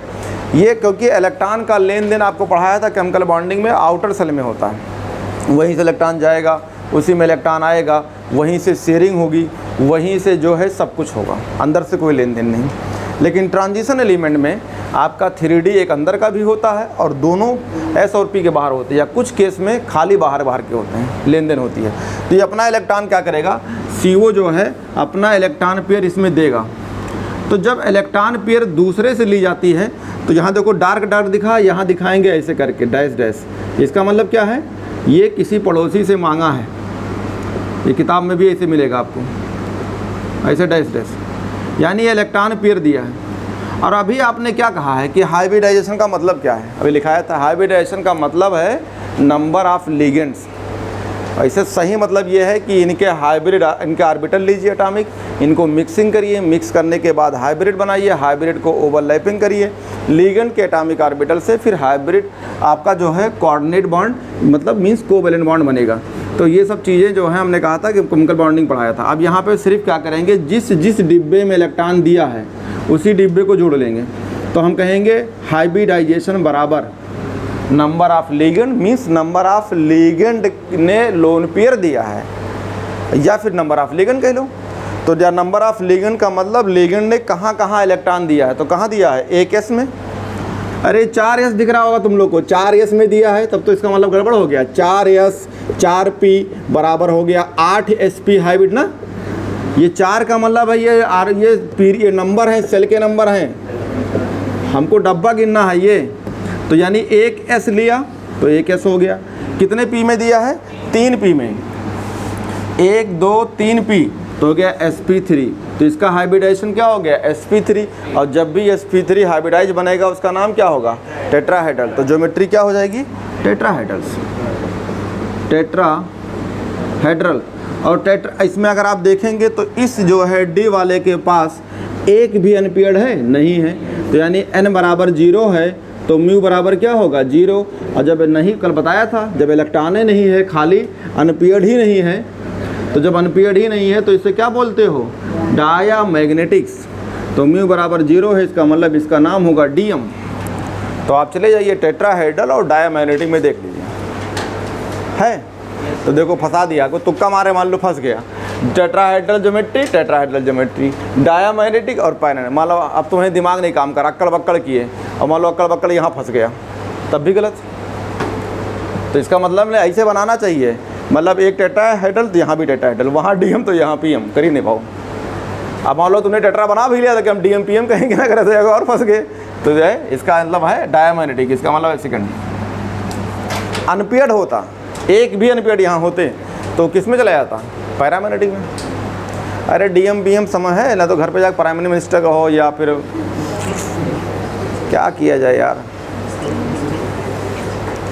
हमारे यहाँ एक पंडित जी थे, बहुत बार कहानी बता चुका हूँ इसको। वो अपने घर ही खाना नहीं खाते थे और सुबह सुबह सबसे यहाँ दरबार सबसे पहले हमारे यहाँ आते थे और सुबह 6 बजे पहुँच जाते थे लोटा में अमरूद लेके और जो है नींबू लेके। तो हम उनके एक दिन पूछ बैठे कि पंडित जी बताओ, ये डेली तुम्हारी कहानी है, जब देखो तब पहुँच जाते अमरूद और नींबू लेके। तो कह रहा पंडिताइन कह रही थी कि जो है घर का खाना नहीं खाना है। तो सुबह यहाँ आते हैं, यहाँ चाय मिल जाती है, उसके बाद में अगल बगल गाँव वाले हमको कथा देते हैं कथा करने के लिए। तो सर हम कथा कभी छोड़ते नहीं हैं, हम हर तरह कथा करते हैं, 5 रुपया से लेके और 1000 रुपये कथा करते हैं। 5 रुपया से कथा करते थे और 1000 रुपये भी कथा करते थे। तो हमने कहा ये 500 रुपये वाला कौन सा कथा है? कह रहे हैं दाल चावल वाला होता है। अगर कोई कहा कि पंडित जी आज घर पे खाना खा लेना, तो खाना खाते थे तो 5 रुपये देते, कथा करते थे, लेकिन सबको अंग्रेजी में गरियाते थे, मतलब संस्कृत में गाली दे देते थे, कुछ जाने नहीं पाता था। तो तुम समझ लेना, अगर ये सीख नहीं पाए तो फिर वही कहानी होगी कि 5 रुपये में कथा कर दें कि 1000 वाले में कर दें। भाई जाके इसको घरे पढ़ो, ठीक है, नहीं फिर सब कहानी ख़त्म हो जाएगी, कोऑर्डिनेशन खाली नाम रह जाएगा। तो आप चलते हैं पूरी चार्ट के साथ पढ़ते हैं। यानी इसका मतलब है आपको मैंने ये क्यों दिखाया, क्योंकि आप रट नहीं सकते। अगर तूने रटा कोऑर्डिनेशन नंबर 4 है, स्ट्रांग फील्ड लिगेंड है, तो DSP2 होगा, तो यही फंस गए। और देखो 18 में आए थे कि जो बातें हम बोलते हैं वो NCERT में कहीं ना कहीं 1-2 में प्रॉब्लम है। अब जैसे यहाँ प्रॉब्लम है, तो तुमको इस एग्जाम्पल को तो हमने कितनी बार टिक किया था, और ये 16 में नहीं पूछा, 17 में नहीं पूछा, 18 में पूछा जाएगा। क्योंकि NCERT का जहाँ जहाँ प्रॉब्लम है वो अभी तक सब पूछ डाले, कोई छोड़वे नहीं किए, कोई नहीं छोड़े। अब मान लो तुम इसको पहली बार देखे हो, अब मान लो नोट पढ़ते हो, अब कोई टीचर नोट पढ़ाएगा तो कितना पढ़ा देगा, जितना दिमाग में आएगा पढ़ाई चला गया।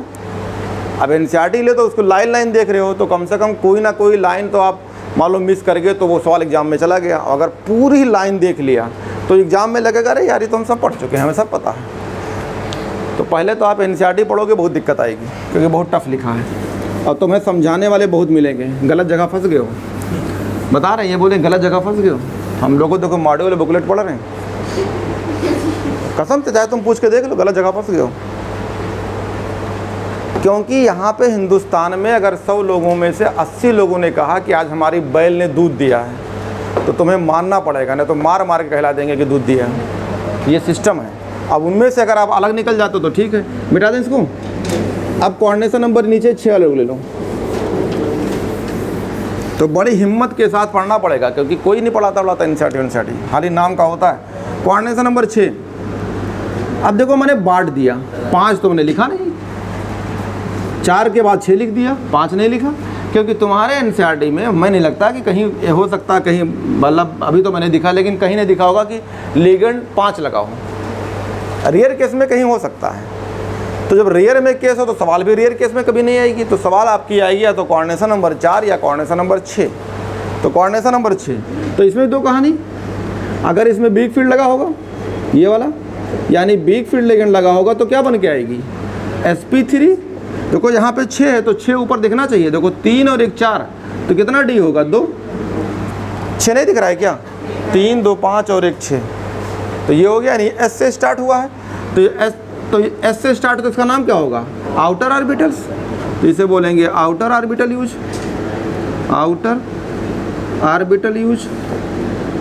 इसका अगर तुम डायग्राम बना दो तो बना लो, इस वाले का डायग्राम बनाओगे यहाँ पे, तो ये मेटल होगा, इससे 4 लिगेंड लगे होंगे, ज्योमेट्री बदल जाएगी, 4 लिगेंड लगे होंगे। तो जो चारों लिगेंड लगे होंगे ये आपके लिगेंड होंगे, इनको जोड़ लो, ये 4 लिगेंड हो गया। तो इस तरह की ज्योमेट्री मिलेगी, तो इसको क्या बोलेंगे? टेट्राहेड्रल। अगर ये वाला बनेगा तो इसका नाम ये हो जाएगा। यहाँ भी वही कहानी। अगर आपका जो है sp3d2 है, आउटर ऑर्बिटल यूज किए हैं, तो अगर आउटर ऑर्बिटल यूज करते हैं तो स्पिन क्या होगी? हमेशा बाहर वाले क्या होगी? ज़्यादा, तो इसे कहेंगे हाई स्पिन। ये भी बात 100% सही नहीं है। क्यों नहीं है?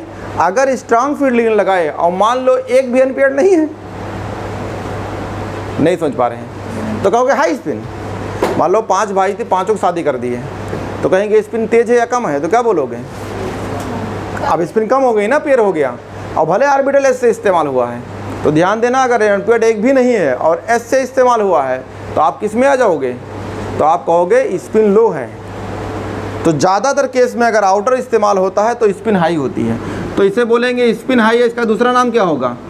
Spin free complex, spin free complex. या फिर क्या होगा, पलट के देख लो, अंदर से इस्तेमाल होगा तो क्या नाम हो जाएगा? D2sp3, और D2sp3 में D से इस्तेमाल हुआ है, और D से इस्तेमाल हुआ है तो क्या बोलेंगे? इनर, अंदर इस्तेमाल हुआ है तो इसे बोलेंगे इनर ऑर्बिटल्स।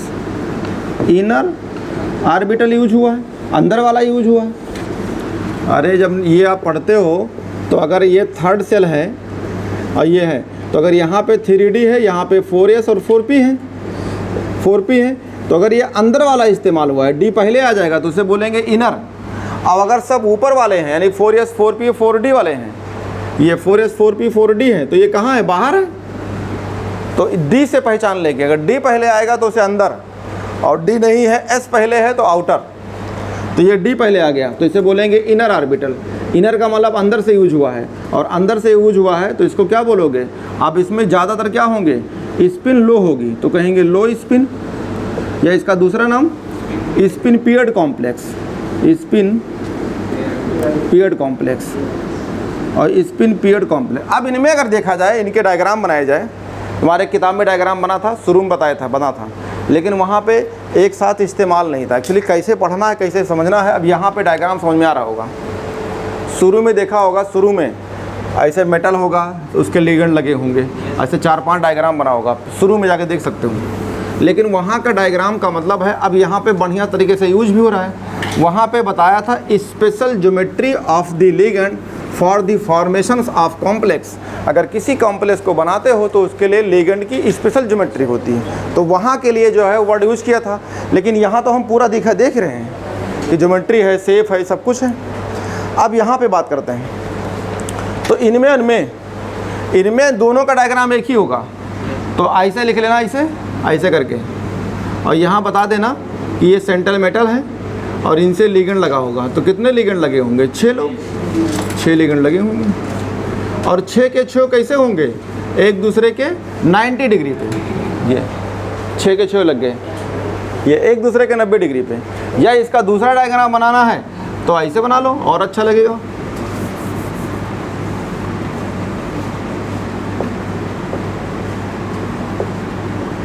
ये ऐसे लग जाएगा। ये भी दोनों एक ही डायग्राम है, और दोनों एक ही डायग्राम है तो बॉन्ड एंगल ये सब एक दूसरे 90 डिग्री पे हैं, तो सबके सब 90 डिग्री हैं। कितने लोग हैं? 1 2 3 4 5 6, तो यहाँ 6 ml, कितने लोग? 6 ml, 6 ml जो है 90 डिग्री पे है। तो अगर आपसे पूछा जाए LML कितने हैं, तो LML कितना होगा? 180, ये 180 और ये 180। तो अगर आपसे कहा जाए LML की बॉन्ड एंगल कितना होगी, तो 180 होगी। कितने 180 होंगे? 3 180 होंगे। ये हो गया LML, LML, LMA, यानी 180, तो 3 180 होंगे। तो ये आपके हो गए। यहाँ पे 90 डिग्री कितने होंगे? 4। ये होगा ML, ML, ML, ML। तो अगर आपसे पूछा जाए कितने 90 डिग्री होंगे, तो 4, क्या नाम होगा? ML, यानी लिगेंड जो होगा मेटल से लगा होगा। ये ML 4 होंगे, 4 90 डिग्री के होंगे।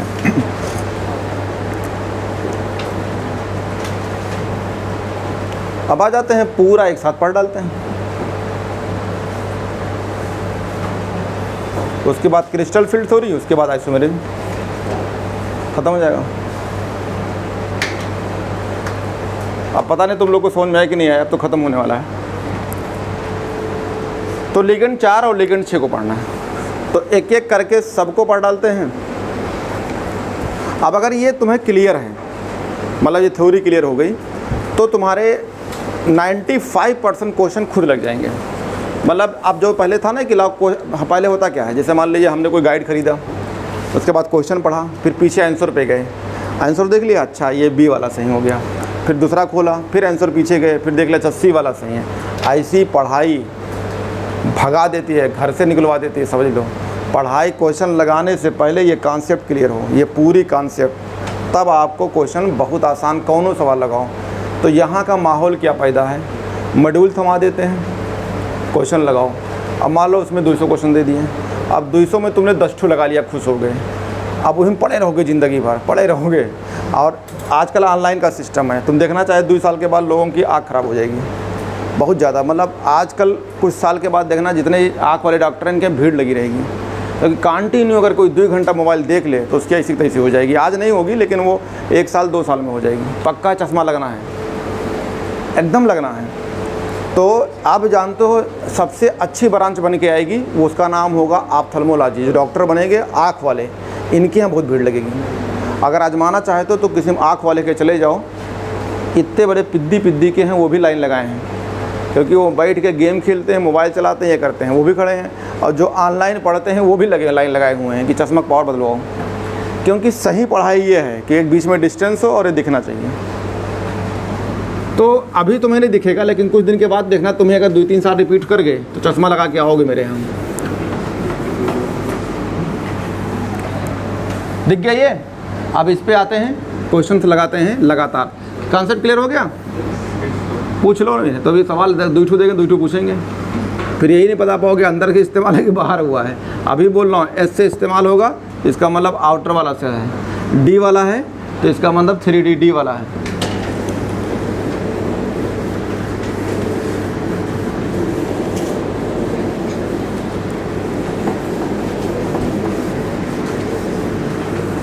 तो जितने सवाल दिए हैं पेज पलट लो, और पेज पलटने के बाद उतार लो, एग्जाम्पल लिखा हुआ है CONH3 का होल 6। पढ़ना पलटो, अपने आप लगाओ।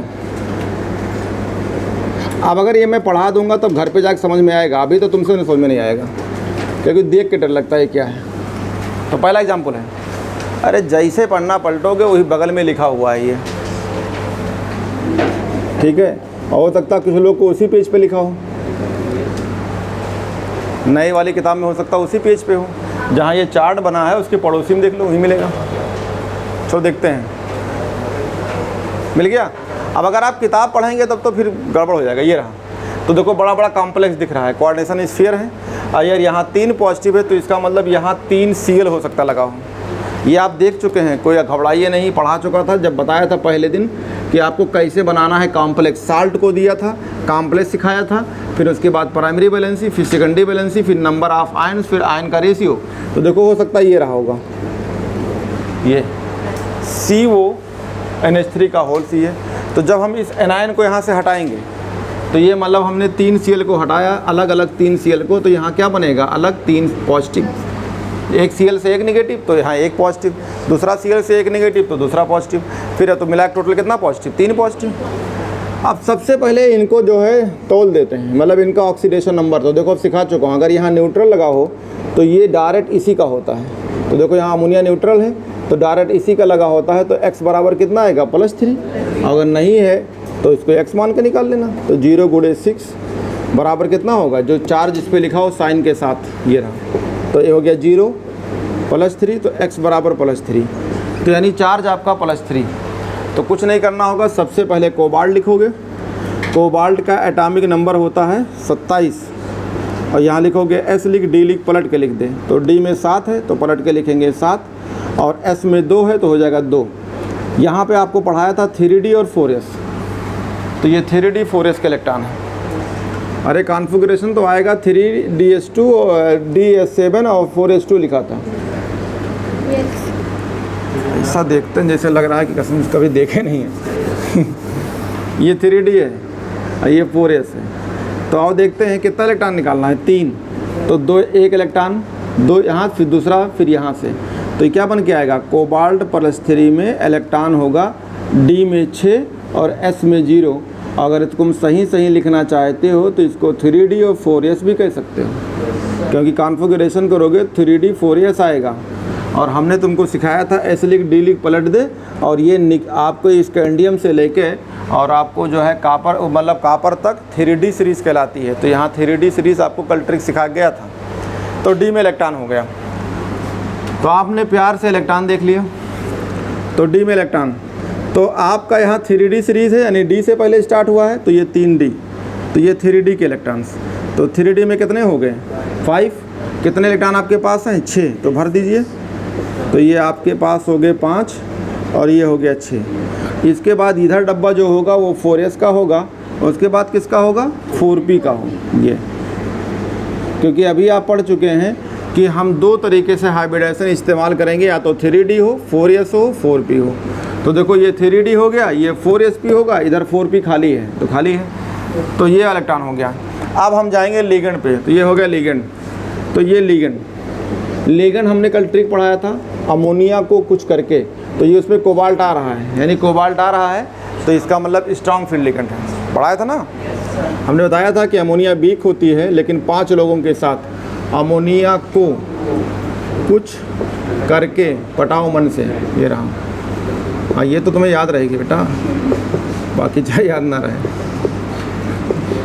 ये रहा, को माने कोबाल्ट, कॉपर, क्रोमियम, पीटी और मन से मैग्नीज, यानी इनके साथ जो है आपका अमोनिया 5 लोगों के साथ स्ट्रांग फील्ड करेगी और बाकी सबके साथ वीक रहेगी। तो मिल गया। अब देखो कहीं नहीं लिखा है ट्रिक में, लेकिन अभी मैं पूरा लगा देता हूँ, पढ़ के देख लेना, वही आंसर आएगा। लेकिन एनसीईआरटी ने कहीं नहीं बोली है कि स्ट्रांग है या वीक है। तो मान लो खुद एनसीईआरटी पढ़ लो, ऐसे मान लो तुम बहुत खुश हो गए कि एनसीईआरटी बोलना आज पढ़ के दिखा देंगे, तुम 4 पन्ना पढ़ के आके दिखा देना। इसलिए लोग पढ़ाते ही नहीं है इसको, पढ़ना पढ़ने तो दूर की बात है, पढ़ाते ही नहीं है। और फिजिकल कहते कहाँ आता है, तो फिजिकल नहीं आता है। NiCO4 18 में आया था, कल मैचिंग दिखाया था। अभी देखो दिखाते चलते हैं आपको हर चैप्टर से, तो कहिए कहाँ से आता है। तो एक्चुअली क्या है ना, जब हम देखे नहीं है तो कुछ भी कह सकते हैं। ये रहा, तो अमोनिया कैसा काम करेगी यहाँ पे, स्ट्रॉन्ग फील्ड लिगेंड। तो आएगी इनके पास, कहीं निकलो यहाँ से, फिर हाँ भैया निकलेंगे। तो सिर्फ बताया था ये डी में कितने इलेक्ट्रॉन है, 5 मैक्सिमम 5 अनपेड हो सकते हैं। लेकिन मैंने कल एक चीज़ बताया था, जैसे तुम लोग अभी कभी सुने ही नहीं होगे कि किसकी पेयरिंग होगी।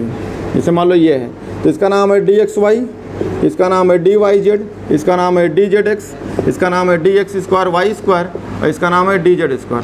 तो मैंने पढ़ाया था कि मान लो कल पढ़ाया था कि ये 5 इलेक्ट्रॉन है और स्ट्रॉन्ग फील्ड लिगेंड आ गया।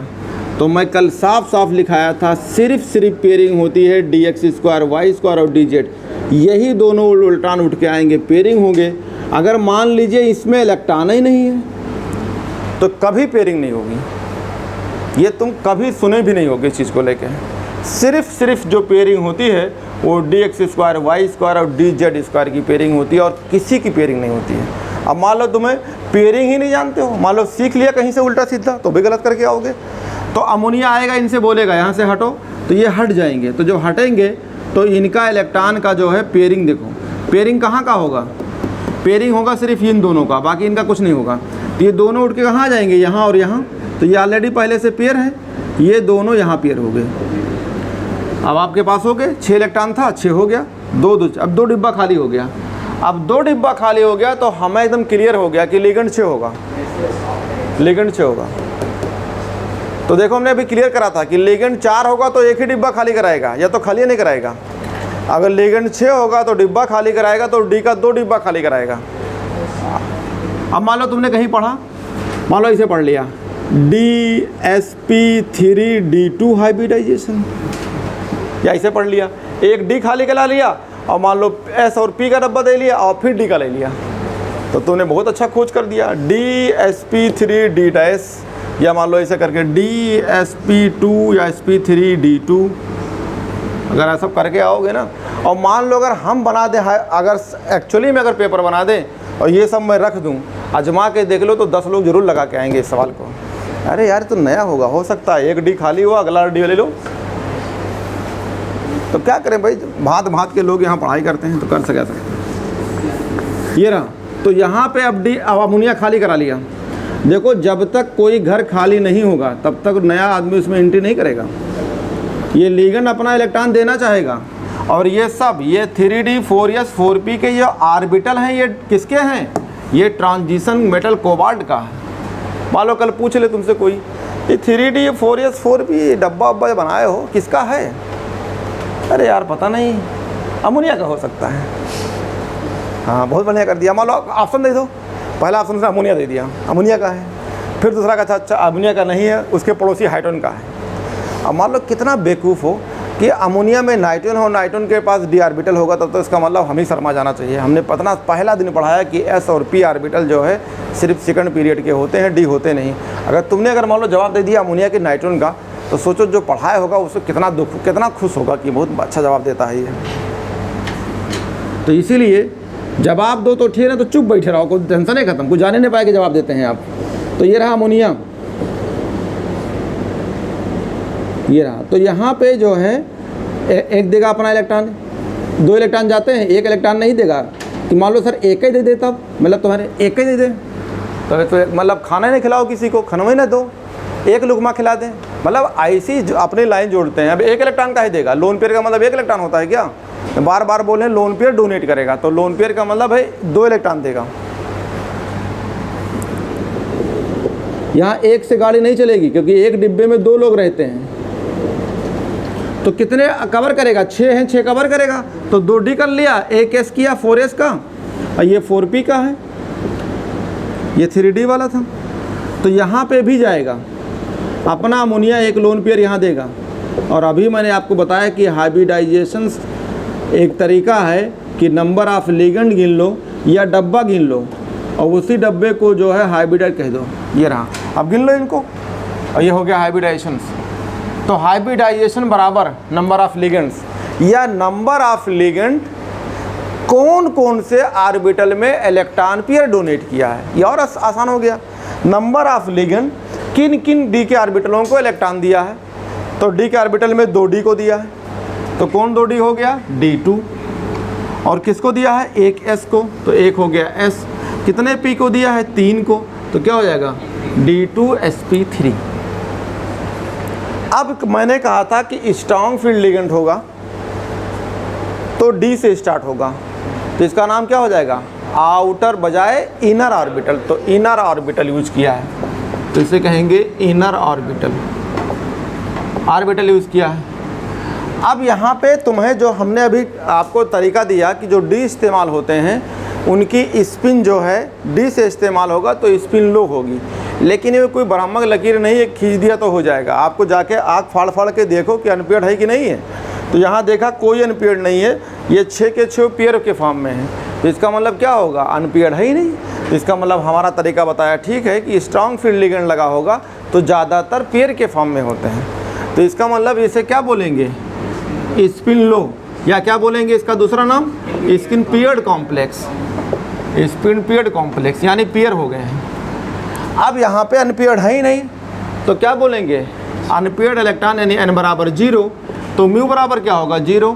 तो इसे क्या बोल रहे हैं? डीएम, डायमैग्नेटिक्स, यानी बोहर मैग्नेटिक फील्ड इसमें 0 है, यानी अनपेयर्ड इलेक्ट्रॉन ही नहीं है, तो इसे डीएम कहेंगे, तो डीएम हो जाएगा। ये कलर होगा या कलरलेस होगा? कलरलेस, क्योंकि सब पेयर्ड के फॉर्म में है तो कलर्ड नहीं देंगे, कलरलेस होगा। इतनी सारी चीज़ें आपको एक साथ, कलर नहीं देगा, ठीक है, कलरलेस होगा, n बराबर 0 है तो म्यू बराबर 0 होगा, इनर से इस्तेमाल होगा तो इन्हें इनर ऑर्बिटल यूज कहेंगे, या स्पिन लो कहेंगे, या स्पिन पेयर्ड कॉम्प्लेक्स कहेंगे। अब तुम पढ़ लो पूरी बात को, सब मिल जाएगा, जितना मैंने लिख दिया है सब लिखा, यही सब बातें लिखी होंगी, लेकिन सब लैंग्वेज में हमने निकाल के एक जगह लिख दिया।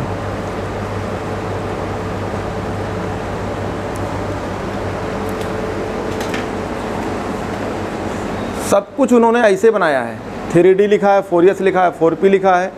फिर देखो अमोनिया को इलेक्ट्रॉनों को पेयर करा दिया है। जो कहीं लिखा नहीं होगा कि अमोनिया यहाँ स्ट्रॉन्ग फील्ड काम करती, कहीं लिखा है? नहीं लिखा है, लेकिन डब्बा में देखो तो पेयर कराया है। It is usually possible to predict geometry of the complex from the knowledge of its magnetic behaviour on basis of the valence bond theory. यानी अगर आपसे पूछा जाए सब पढ़ रहे हो किसके बेस पे, तो किस पे है, बैलेंस बॉन्ड थ्योरी पे, यानी ज्योमेट्री है, मैग्नेटिक बिहेवियर है, सब तुम देख रहे हो। कह रहे हैं इन दी डायमैग्नेटिक्स ऑक्टाहेड्रल कॉम्प्लेक्स CO, डायमैग्नेटिक भी लिखा है ना। तो देखो हमने पूरा पढ़ा के दिख दो, DM लिख दिया। हाँ, कितने लिगेंड लगे हैं, 6। तो 6 लिगेंड को क्या बोलते हो, शेप कैसा होगा, शेप होगा ऑक्टाहेड्रल। सब एक दूसरे किस पे होंगे, 90 डिग्री पे। तो अगर आपसे पूछा जाए CO और अमोनिया ये हैं, कितने लोग होंगे, 6 लोग। अरे CO हमने बनाया तो कितने लोग, 6 लोग। तो 90 डिग्री होगी कितना, 690 डिग्री होगी और शेप हो जाएगा ऑक्टाहेड्रल। अरे अभी तो बताया यहाँ M हो, यहाँ लिगेंड 6 लगे हों, तो लिखा तो है ये M का मतलब CO है, लिगेंड वाला अमोनिया है, और तो ये 6 अमोनिया लगे होंगे CO के साथ और सब 90 डिग्री लगे होंगे, तो यानी 6 एंगल 90 डिग्री होगी। तो ये हो गया। कह रहा थी कोबाल्ट आयन इस +3 ऑक्सीडेशन, देखो लिखा है कोबाल्ट आयन कितना आ गया, +3। सब कुछ मैंने बता दिया है। +3 आयन हो oxidation state and has the electronic configuration, देखो इलेक्ट्रॉनिक 3d6, देखो 3d6 मैंने सब सिस्टमेटिक बताया, ये आप पॉइंट में लिखा हुआ है, पॉइंट में रट नहीं पाओगे, सब लैंग्वेज में लिख दिया है। कह रहा the hybridization scheme as the shown in the diagram. कह रहा 6 pair of electron 1 from each ammonia molecules occupy the 6 hybrid orbital. देखो एकदम सेम लाइन लिखा है कि जब आप ये 6 इलेक्ट्रॉन लेंगे तो 6 इलेक्ट्रॉनों में किस फॉर्म में चले जाएंगे, पेयर के फॉर्म में। तो देखो ये सब पेयर के फॉर्म में होंगे और ये 6 डिब्बा खाली हो जाएगी। ऑक्यूपाई यानी अमोनिया क्या करेगी, 6 जगह ऑक्यूपाई कर लेगी, यानी डिब्बा को ले लेगी, अपना लोन पेयर देगी। तो आगे लिखा हुआ है ammonia molecules 1 from each ammonia molecule occupy the 6 hybrid orbital. इसका मतलब 6 जगह ऑर्बिटल होंगे सेंट्रल मेटल कोबाल्ट के, उस पर लोन पेयर देगी। लेकिन आगे वर्ड यूज की है हाइब्रिड। हाइब्रिड का ये सही मतलब नहीं है, ये पढ़ने वाला हाइब्रिड का मतलब है इन एटॉमिक ऑर्बिटलों को लीजिए, मिक्सिंग करके फिर जाके लिगेंड के एटॉमिक ऑर्बिटल से ओवरलैपिंग करिए। लेकिन हमने अभी आपको पढ़ाया कि number of ligand is known as, या number of coordination number is known as hybridizations. तो वही बात इन्होंने भी लिख दिया कि डिब्बा खाली हो, उस डिब्बा को ले लीजिए, उन्हें हाइब्रिड कह दीजिए। तो हमने डिब्बा यूज़ कर लिया, 1 2 3 4 5 6 सिंगल अमोनिया के लोन पेयर को दे दिया। आगे लिखा हुआ है ऑक्टाहेड, कह रहा है 10 दी कॉम्प्लेक्स है ऑक्टाहेड्रल एंड इज कह रहा है डायमैग्नेटिक। तो हमने लिख दिया डायमैग्नेटिक है because of the absence of unpaired electron. देखो लिखा हुआ है n बराबर 0। तो n बराबर 0 का मतलब क्या है, अनपेयर्ड इलेक्ट्रॉन 0 है, यानी एब्सेंस है, अनपेयर्ड इलेक्ट्रॉन है ही नहीं। एब्सेंस ऑफ अनपेयर्ड इलेक्ट्रॉन कह रहा है इन दी कह रहा है formations of the complex since कह रहा है इनर डी ऑर्बिटल। देखो 3d डी लिखा हुआ है, हमने भी डी लिखा, पहले हमने डी लिखा यहाँ पे, फिर हमने इसे 3d कह दिया।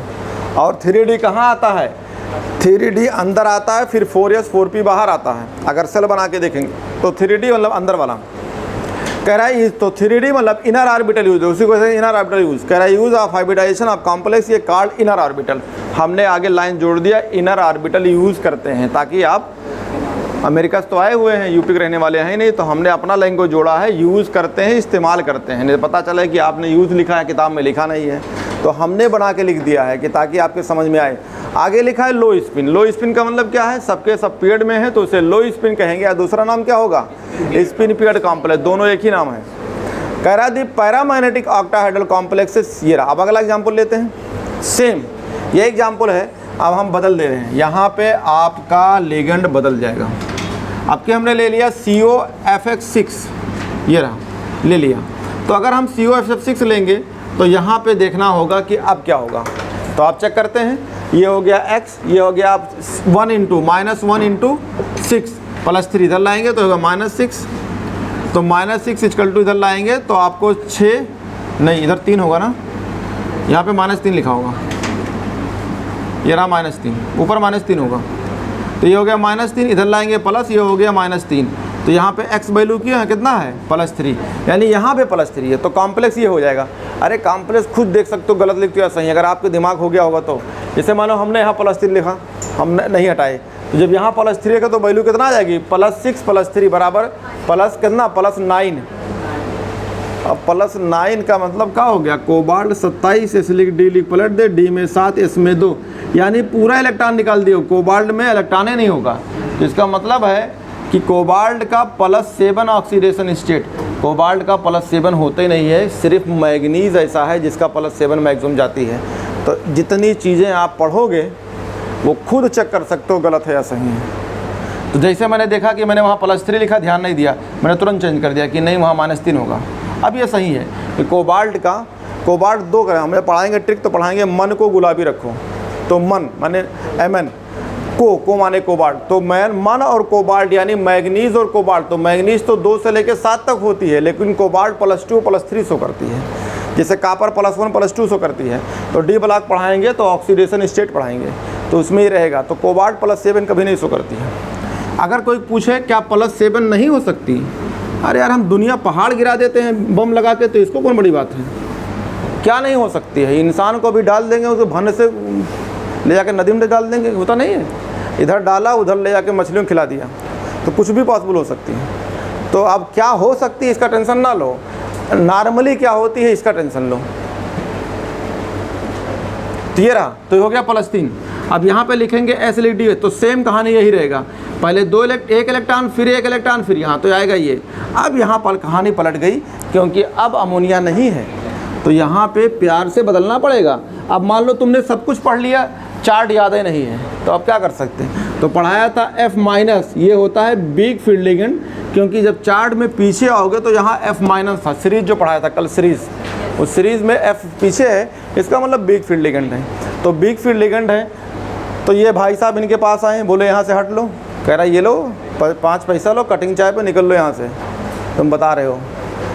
तो यहाँ ये जब इसको कहेगा चलो, तो ये उल्टे इनको गोद में उठा कहीं और रख देगा, देखा होगा। तो ये दोनों कोई फ़र्क नहीं पड़ते हैं। अरे यूट्यूब में देखते होगे अक्सर, छोटे छोटे बच्चे हैं आजकल, तो जितने बौने अपना इस्तेमाल कर रहे हैं ट्यूब का, देखा होगा यूट्यूब का, कभी शादी वीडियो डाल रहे हैं, कभी घूम रहे हैं, कभी पुतक रहे हैं, कभी कोई बैठ किसी कंधे बैठ जाते हैं, देखा होगा। छोटे छोटे ऐसे हैं, उससे भी यूट्यूब में अपना प्रचार कर रहे हैं। और पहले शर्माते थे कि यूट्यूब में नहीं जाएंगे, नहीं तो हमें कोई सर्कस में भेज देगा। आजकल सर्कस वाला यूट्यूब में जा रहे हैं, छोटे छोटे बौने निकल के देखते हैं, देखा होगा। एक तो थाने पहुँच गया था लॉकडाउन में कि हमारी शादी कराओ, देखा होगा, मुजफ्फरनगर का था, नहीं पहुँच गया था, हाँ शादी कराओ तो देखा होगा। अब मान लो उन्हें कोई उठाए, अब वो गए किसी से कहा चलो यार ताश खा खेल लो, कह रहा ये लो, तो गोद में उठा के ऊपर बैठा दो, उतरो।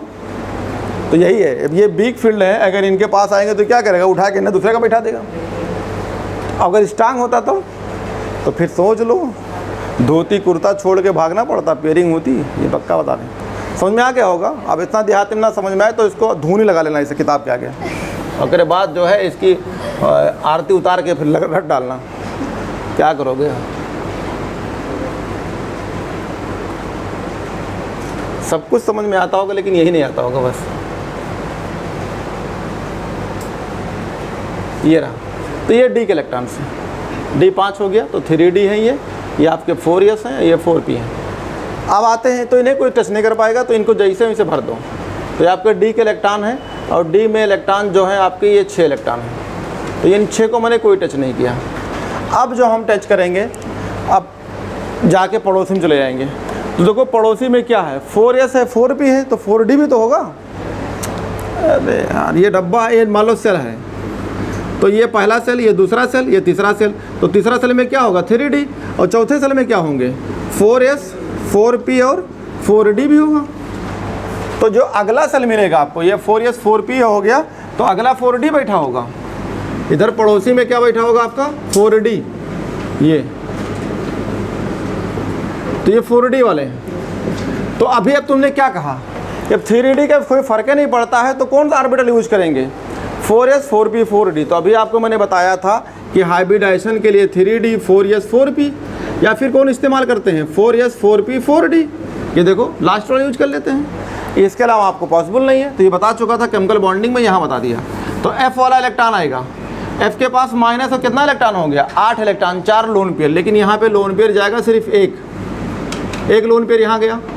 यहाँ F के पास नेगेटिव के पास बैलेंस इलेक्ट्रॉन 8 हो गया, तो 8 मतलब 4 लोन पेयर, तो यहाँ पे जो लोन पेयर जाएगा सिर्फ 1, तो इनमें से लोन पेयर जाएगा, इनमें से लोन पेयर कितने लोग हैं, ये लोग 6 लोग हैं, तो 6 डिब्बा चाहिए।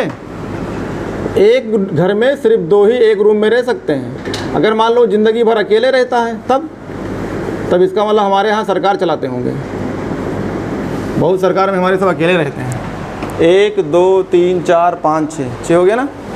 गिन लो ये निकल कौन कौन यूज किए हैं।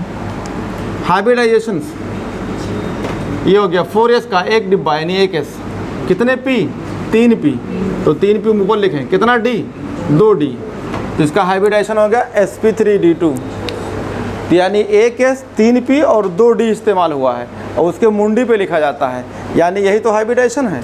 अब इसका कहाँ से इस्तेमाल हुआ है, s से, तो जब s से इस्तेमाल होगा तो इसका मतलब ज़्यादातर यहाँ पे बढ़ाया था कि ये आउटर ऑर्बिटल इस्तेमाल हुआ है, तो आउटर में इलेक्ट्रॉन कैसा होगा, अनपेयर्ड में, तो इसको बोलेंगे आउटर ऑर्बिटल यूज किया है, आउटर ऑर्बिटल s से इस्तेमाल हुआ है। और इसमें अनपेयर्ड है कि नहीं है, बिल्कुल है, 1 2 3 कितने अनपेयर्ड हैं, n बराबर 4, तो म्यू बराबर कितना होगा 4.89, तो जिसमें बोहर मैग्नेटिक फील्ड है उसमें क्या बोलेंगे, पैरामैग्नेटिक पीएम है, कलर देगा। 4 अनपेयर्ड है, ज़्यादा कलर देगा, अगर 1 अनपेयर्ड होता तो इंटेंसिटी कम होती है, ये कैसी होगी, हाई इंटेंस वाला होगा, या डार्क यूज वर्ड यूज होगा कि डार्क कलर देगा, हाई इंटेंसिटी वाला यूज करेगा। और जब आपके पास चाहे sp3d2 हो या d2sp3 हो, शेप वही होता है, क्या कहलाएगा, ऑक्टाहेड्रल शेप होगा इसका ऑक्टाहेड्रल। और ऑक्टाहेड्रल का मतलब अभी बताया कि लिगेंड होंगे, इससे कितने लोग लगे होंगे, 6 लोग, ये देखो 6 लोग लगे हैं, तो यहाँ पे मेटल कौन सा हो जाएगा, कोबाल्ट, और इसे कितने F लगे होंगे, 6F, और एक M और एक F, यानी एक कोबाल्ट एक F के बीच में बॉन्ड एंगल होगी 90 डिग्री। अगर ये M का मतलब कोबाल्ट होगा और लगा होगा इससे F, लिख देता हूँ भैया, कोबाल्ट है, लो खुश हो गए, ये F, अब खुश हो गए होंगे।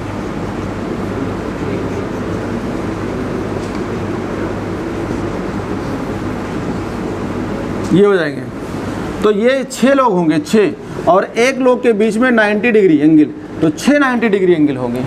अगर आपसे ऐसे करा जाए, ऐसे देखा जाए और ऐसे देखा जाए, तो 180 के होंगे 3, यानी आपसे कहा जाए FCOF, कितने होंगे 180 के होंगे 3, और आपका हो गया पैरामैग्नेटिक है, ये है कलर देगा, तो इसे क्या बोलेंगे, अनपेयर्ड है तो कलर देगा, तो इसको कलर बोलेंगे, कलर्ड होगा, कलर्ड होगा,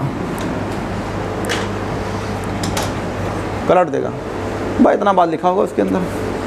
हाँ, स्पिन के बारे में कहाँ से स्टार्ट हुआ है, आउटर से, S से, तो यहाँ पे अनपेयर्ड तो हो गया होगा, तो इसे क्या बोलेंगे, स्पिन फ्री कॉम्प्लेक्स या हाई स्पिन्स, तो spin free complex, spin free complex, या इसी का दूसरा नाम है हाई स्पिन।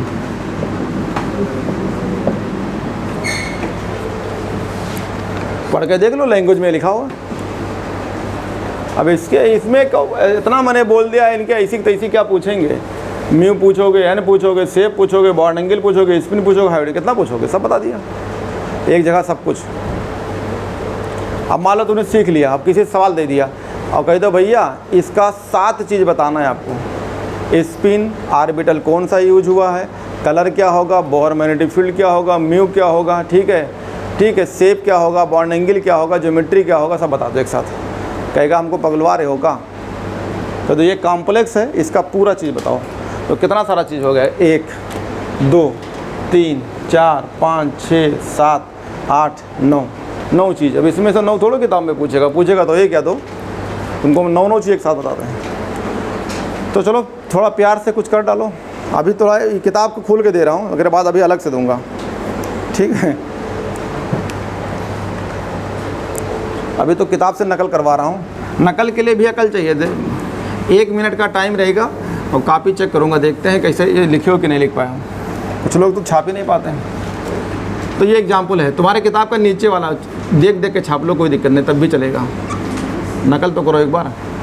लिखा है NiCl का होल 4 -2, तो देखते हैं नकल करने के लिए 2 मिनट का टाइम दे रहा हूँ, नकल भी कर सकते हो किताब से भी। अरे अगला किताब में लिखा हुआ है, नकल करके दिखा दो, अकल हो जाएगा तो कम से कम। सिस्टमेटिक यही है, ऐसे करना है तो जल्दी लग पाएगा।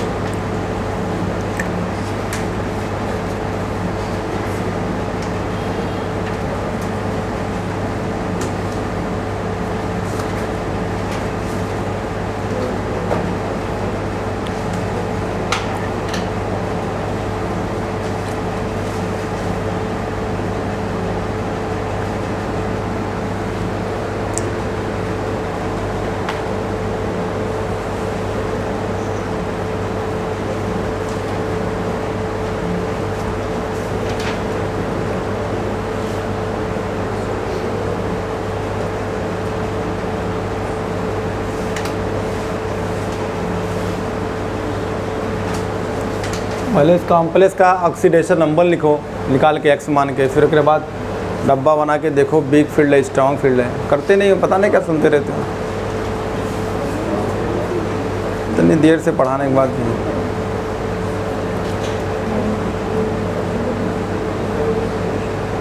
जो लोग तो पेन लिए, पेन सोच रहे चलाएंगे ना चलाएं। अरे यार, हम पढ़ रहे हैं, हम लिख रहे हैं तो हमको समझ में आता है, तुम लिखोगे तो पता चलेगा सच्चाई क्या है। बीच बीच चेक करते रहते हैं, कुछ कर पाओगे नहीं। अब बार बार पन्ना पलट रहे हैं, पीछे पन्ना देख लें, ये कर लें। अभी करना कि इसको एक्स निकालो, उसके बाद डब्बा बनाओ, उसके बाद ऐसे लिख डी लिख पलट करके देख के और इलेक्ट्रॉन भर के देखो, फिर सीएल क्या है, स्ट्रांग है कि वीक है, हो गया।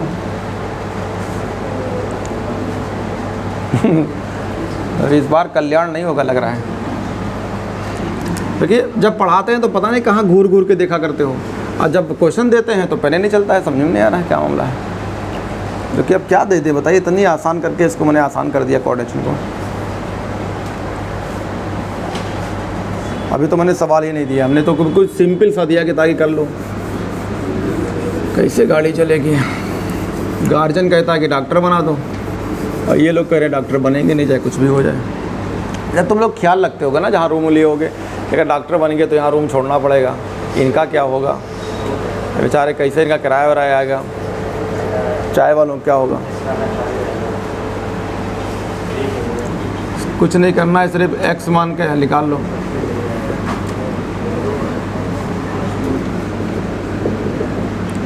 तो इधर लेके आएंगे तो ये माइनस एक सीएल का मतलब 1 तो इंटू 4 तो ये +4 -2 तो x बराबर +2, यानी निकिल +2 में। तो निकिल का एटॉमिक नंबर लिखेंगे, S लिख D लिख पलट दें, तो D में 8 और S में 2। अब यहाँ पे D का 2 इलेक्ट्रॉन निकालना है, क्योंकि x बराबर +2 आया है, तो निकिल में 2 इलेक्ट्रॉन निकलेगा तो +2। आप बातें करो, कभी पूछेंगे बता रहे हैं, अगर साले गिरा के मारूंगा अभी दूसरा सवाल दूंगा। बहुत तेज़ है तो रुक जाओ, बताओ परेशान क्या हो रहे हो। ये तो सिखा रहे हैं कि दूसरा सवाल देने वाला हूँ। अगर घुचुर घुचुर अब के तो बता रहा हूँ कि अगर हम कह रहे एक बार देख लो, अगला सवाल फिर दे रहा हूँ, ऐसा थोड़ा कि आगे पढ़ाऊँगा। अब तो सवाल कराना है खाली ना, तो एक से तो गाड़ी थोड़ा चलेगी, अभी तो कम से कम 20 करानी है। तो अब इसके सारे सवाल चलेगा पूरा किताब का, अगर बाद जो बाहर क्वेश्चन है वो कराऊँगा। तो कह रहे एक बार फिर देख लो, दूसरा सवाल दे रहा हूँ। तो डी में इलेक्ट्रॉन हो गया आपका 8। अब हमें चेक करना है कि डी में इलेक्ट्रॉन है तो पहले डी वाला भर लें। तो यहाँ पे लिखा होता है 3D, यहाँ लिखा होता है 4s, क्योंकि सबसे पहले तो हमें 3D, क्योंकि 3D सीरीज़ है ही है निकल। तो ये आपके होंगे इलेक्ट्रॉन 5, मतलब इसमें 5 डिब्बा। अब इलेक्ट्रॉन देख लें, हमारे पास है 8, तो 8 इलेक्ट्रॉन हम भर लें। तो पहले सिंगल सिंगल भरते हैं, बाद में पेयरिंग होती है। ये हो गया। इधर ये तो 3D का है, तो यही पड़ोसी बैठा होगा 4s का, और यहाँ का जो ऑर्बिटल होगा वो 4p का होगा, ये 4p का हो गया। अब हम जाएंगे Cl के पास। तो Cl जो है यहाँ पे वीक फील्ड लिगेंड है। Cl जो है Pt के साथ स्ट्रांग होती है और ऑक्जिलेट कोबाल के साथ स्ट्रांग होती है। तो अभी जब Pt एग्जाम्पल देंगे तो वहाँ लिख देंगे। अभी यहाँ तो वीक फील्ड है इसके साथ, तो ये है Cl weak field ligand, weak field ligand, यानी ये पेयरिंग नहीं करा सकती। तो इनके पास आए कि यहाँ से हटो, तो कह रहा हटो, तुम हट लो यहाँ से। कह रहा जाओ पहले कुछ खा पी के आओ तो हमको बताना। तो ये वीक फील्ड लिगेंड है, तो कोई नहीं फ़र्क पड़ेगा। तो जितने इलेक्ट्रॉन आपके पास 8 इलेक्ट्रॉन थे, ये 8 इलेक्ट्रॉनों को ऐसे दिखा दो, तो यहाँ 3D से कोई फ़र्क नहीं पड़ेगा। तो ये Cl यहाँ यूज कर लेगी, किसको, S वाले इलेक्ट्रॉन को यूज कर लेगी, ऑर्बिटल में इलेक्ट्रॉन डाल देगी। तो ये 4s का हो गया। फिर यहाँ पे कौन बैठा है 4p, और आउट सबसे लास्ट में कौन बैठा होगा आउटर सेल में, D वाला 4d। ये 4d का है, आउटर सेल में तीनों बैठे होंगे, ये तो इनर सेल का था। तो अब यहाँ पे जो है 4s 4d हो गया।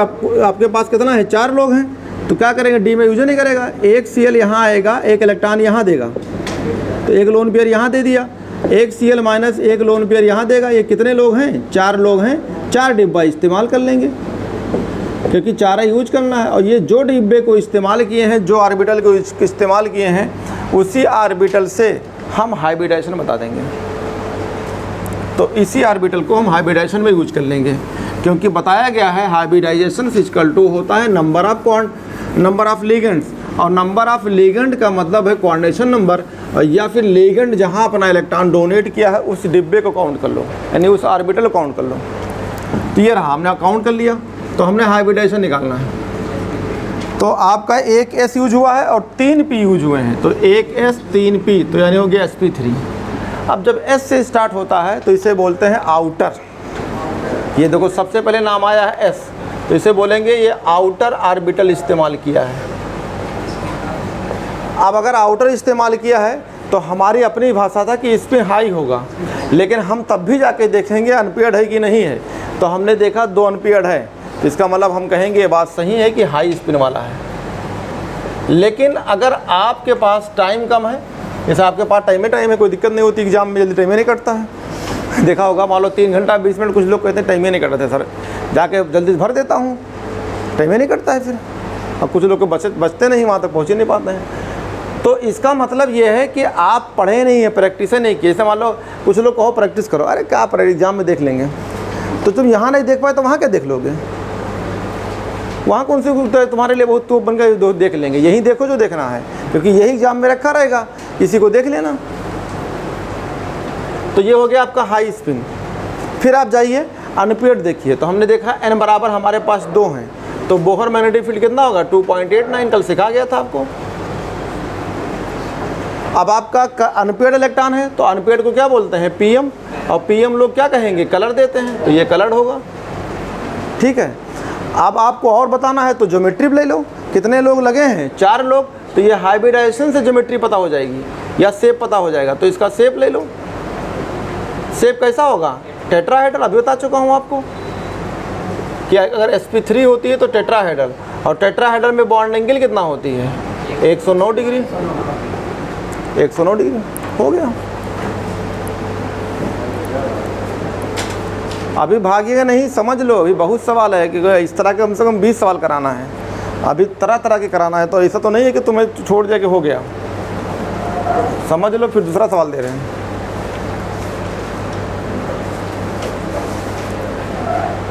अब एनसीईआरटी तुमने अगर सब क्वेश्चन को एनसीईआरटी के जितने एग्जाम्पल सब लगा लिया, तो इसका मतलब तुम प्रीवियस के काफ़ी सवाल लगा लिए। मतलब ये 2-4 सवाल की बात नहीं करता, बाकी सब प्रीवियस में रखा हुआ है। चलो 2-4 ठो उतारते हैं। देखो अभी तो मैं करा चुका इसको, NiCl4 करा दिया था ना, अरे NiCl4 ये, तो यहाँ NiCl4 में लिख लो, यहीं पे नीट 2018 का सवाल है। और आगे लाइन ही आया था, कौन सा लाइन लिखा, आगे लिखा है टेट्राहेड्रल ज्योमेट्री एंड डायमैग्नेटिक, ये तो अंडरलाइन कर लो, ये लाइन पूछा था। NiCl4 जहाँ लिखा है उसके नीचे, हिमांशु तुम पन्ना बहुत पलट रहे हो, अभी हम तुमसे सवाल पूछेंगे नहीं तो देख लो कहाँ पढ़ा रहे हैं, मिला कहाँ पढ़ा रहे हैं। NiCl4 दिखाओ इसको, कहाँ लिखा है NiCl4, जहाँ लिखा है उसको लाइन खींच के लिख लो नीट 2018 में, और आगे अंडरलाइन कर लो, यही लाइन लिखा था टेट्राहेड्रल ज्योमेट्री एंड डायमैग्नेटिक, तो टेट्राहेड्रल ज्योमेट्री ये दोनों लाइन आया था। NiCo4 ये करा चुका हूँ, तुम्हारी किताब में जहाँ लिखा हूँ लिख लो नीट 2018 में, ताकि जब रिवीजन करोगे तुम्हें याद आएगी ये लाइन आया। तो ये करा चुका हूँ। इसके आगे आओ, इसके आगे है, फिर इसके आगे है NiCn4, चलो करो इसको, NiCn4।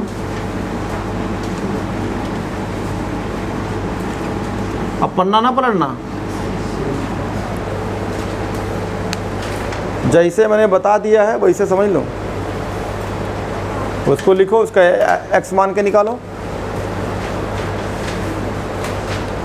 और x मान के निकालने के बाद जैसे सिस्टम बताया हुआ x निकालो, फिर इसका ऑक्सीडेशन नंबर से इलेक्ट्रॉन निकाल के, फिर जो है 3d 4s 4p लिखो, और उसमें जो है इलेक्ट्रॉन भरो, फिर उसके बाद लिगेंड पे जाओ कि लिगेंड कैसा है, स्ट्रांग या वीक।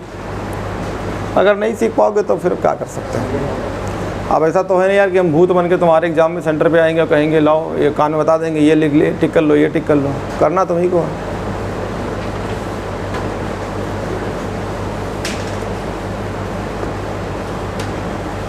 x मान के इसकी ऑक्सीडेशन नंबर निकालो, फिर नीचे जो है 3d 4s 4p के ऑर्बिटल लिखो,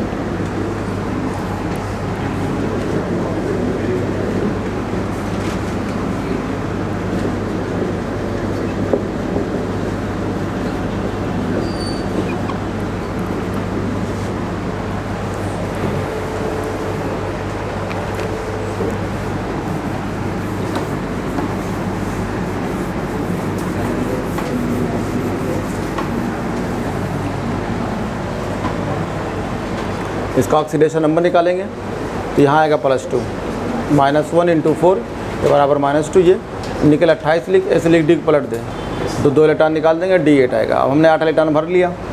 ये 4s है, ये 3d है, 4s 4p है। अब यहाँ पे Cn- स्ट्रॉन्ग फील्ड लिगेंड है तो इनके इलेक्ट्रॉन को पेयरिंग करा देगा। यहाँ जाएगा, यहाँ जाएगा तो डिब्बा खाली हो गया, एक लोन पेयर यहाँ देगा। 4 लोग हैं, 4 डिब्बा ले लेंगे तो एक डिब्बा D का लिया, एक डिब्बा S का लिया, 2 डिब्बा P का ले लिया, हाइब्रिडेशन हो गया। अब ये D से स्टार्ट हुआ है तो इसे बोलेंगे इनर, तो ये D से स्टार्ट हुआ है तो इनर कॉम्प्लेक्स कह सकते हैं, ठीक है, या इनर ऑर्बिटल यूज। और इसे बोलेंगे स्पिन पेयर्ड, कोई सबके सब पेयर हैं। ऐसे इनर ऑर्बिटल यूज भी कह सकते हैं, इनर कॉम्प्लेक्स यूज भी कह सकते हैं, या ऑर्बिटल यूज कह सकते हैं। ये अब इसमें अनपेयर्ड है ही नहीं, म्यू n बराबर क्या है 0 है, तो म्यू बराबर क्या होगा 0, तो इसे DM कहेंगे। ये कलरलेस है, कलर देगा ही नहीं, कलरलेस है। D से स्टार्ट हुआ है तो इसका शेप जो हो जाएगा, शेप स्क्वायर प्लेनर, शेप जो होगा स्क्वायर प्लेनर। इसमें जो लिगेंड लगे होंगे यानी CN लगे होंगे ये ऐसे लगे होंगे। यहाँ पे निकल है तो इससे CN एक यहाँ लगा होगा, एक CN यहाँ लगा होगा, एक CN यहाँ लगा होगा, एक CN यहाँ लगा होगा, ये ऐसा लगा होगा। यानी इनकी बॉन्ड एंगल होगी, अगर निकल और CN की बात करें तो 90 डिग्री पे होंगे। कितने लोग होंगे? 4 लोग। ये तो ये इनकी जो है, अब एक के बारे में नहीं, आपको ये अगर सबके जितने एक्सरसाइज हैं सब लगा के आएंगे तो आपके क्वेश्चन सब लग जाएंगे। अब आप सोच रहे हो कि हम कुछ ना करें, हम वैसे तो इतना तेज़ थोड़ा हो यार।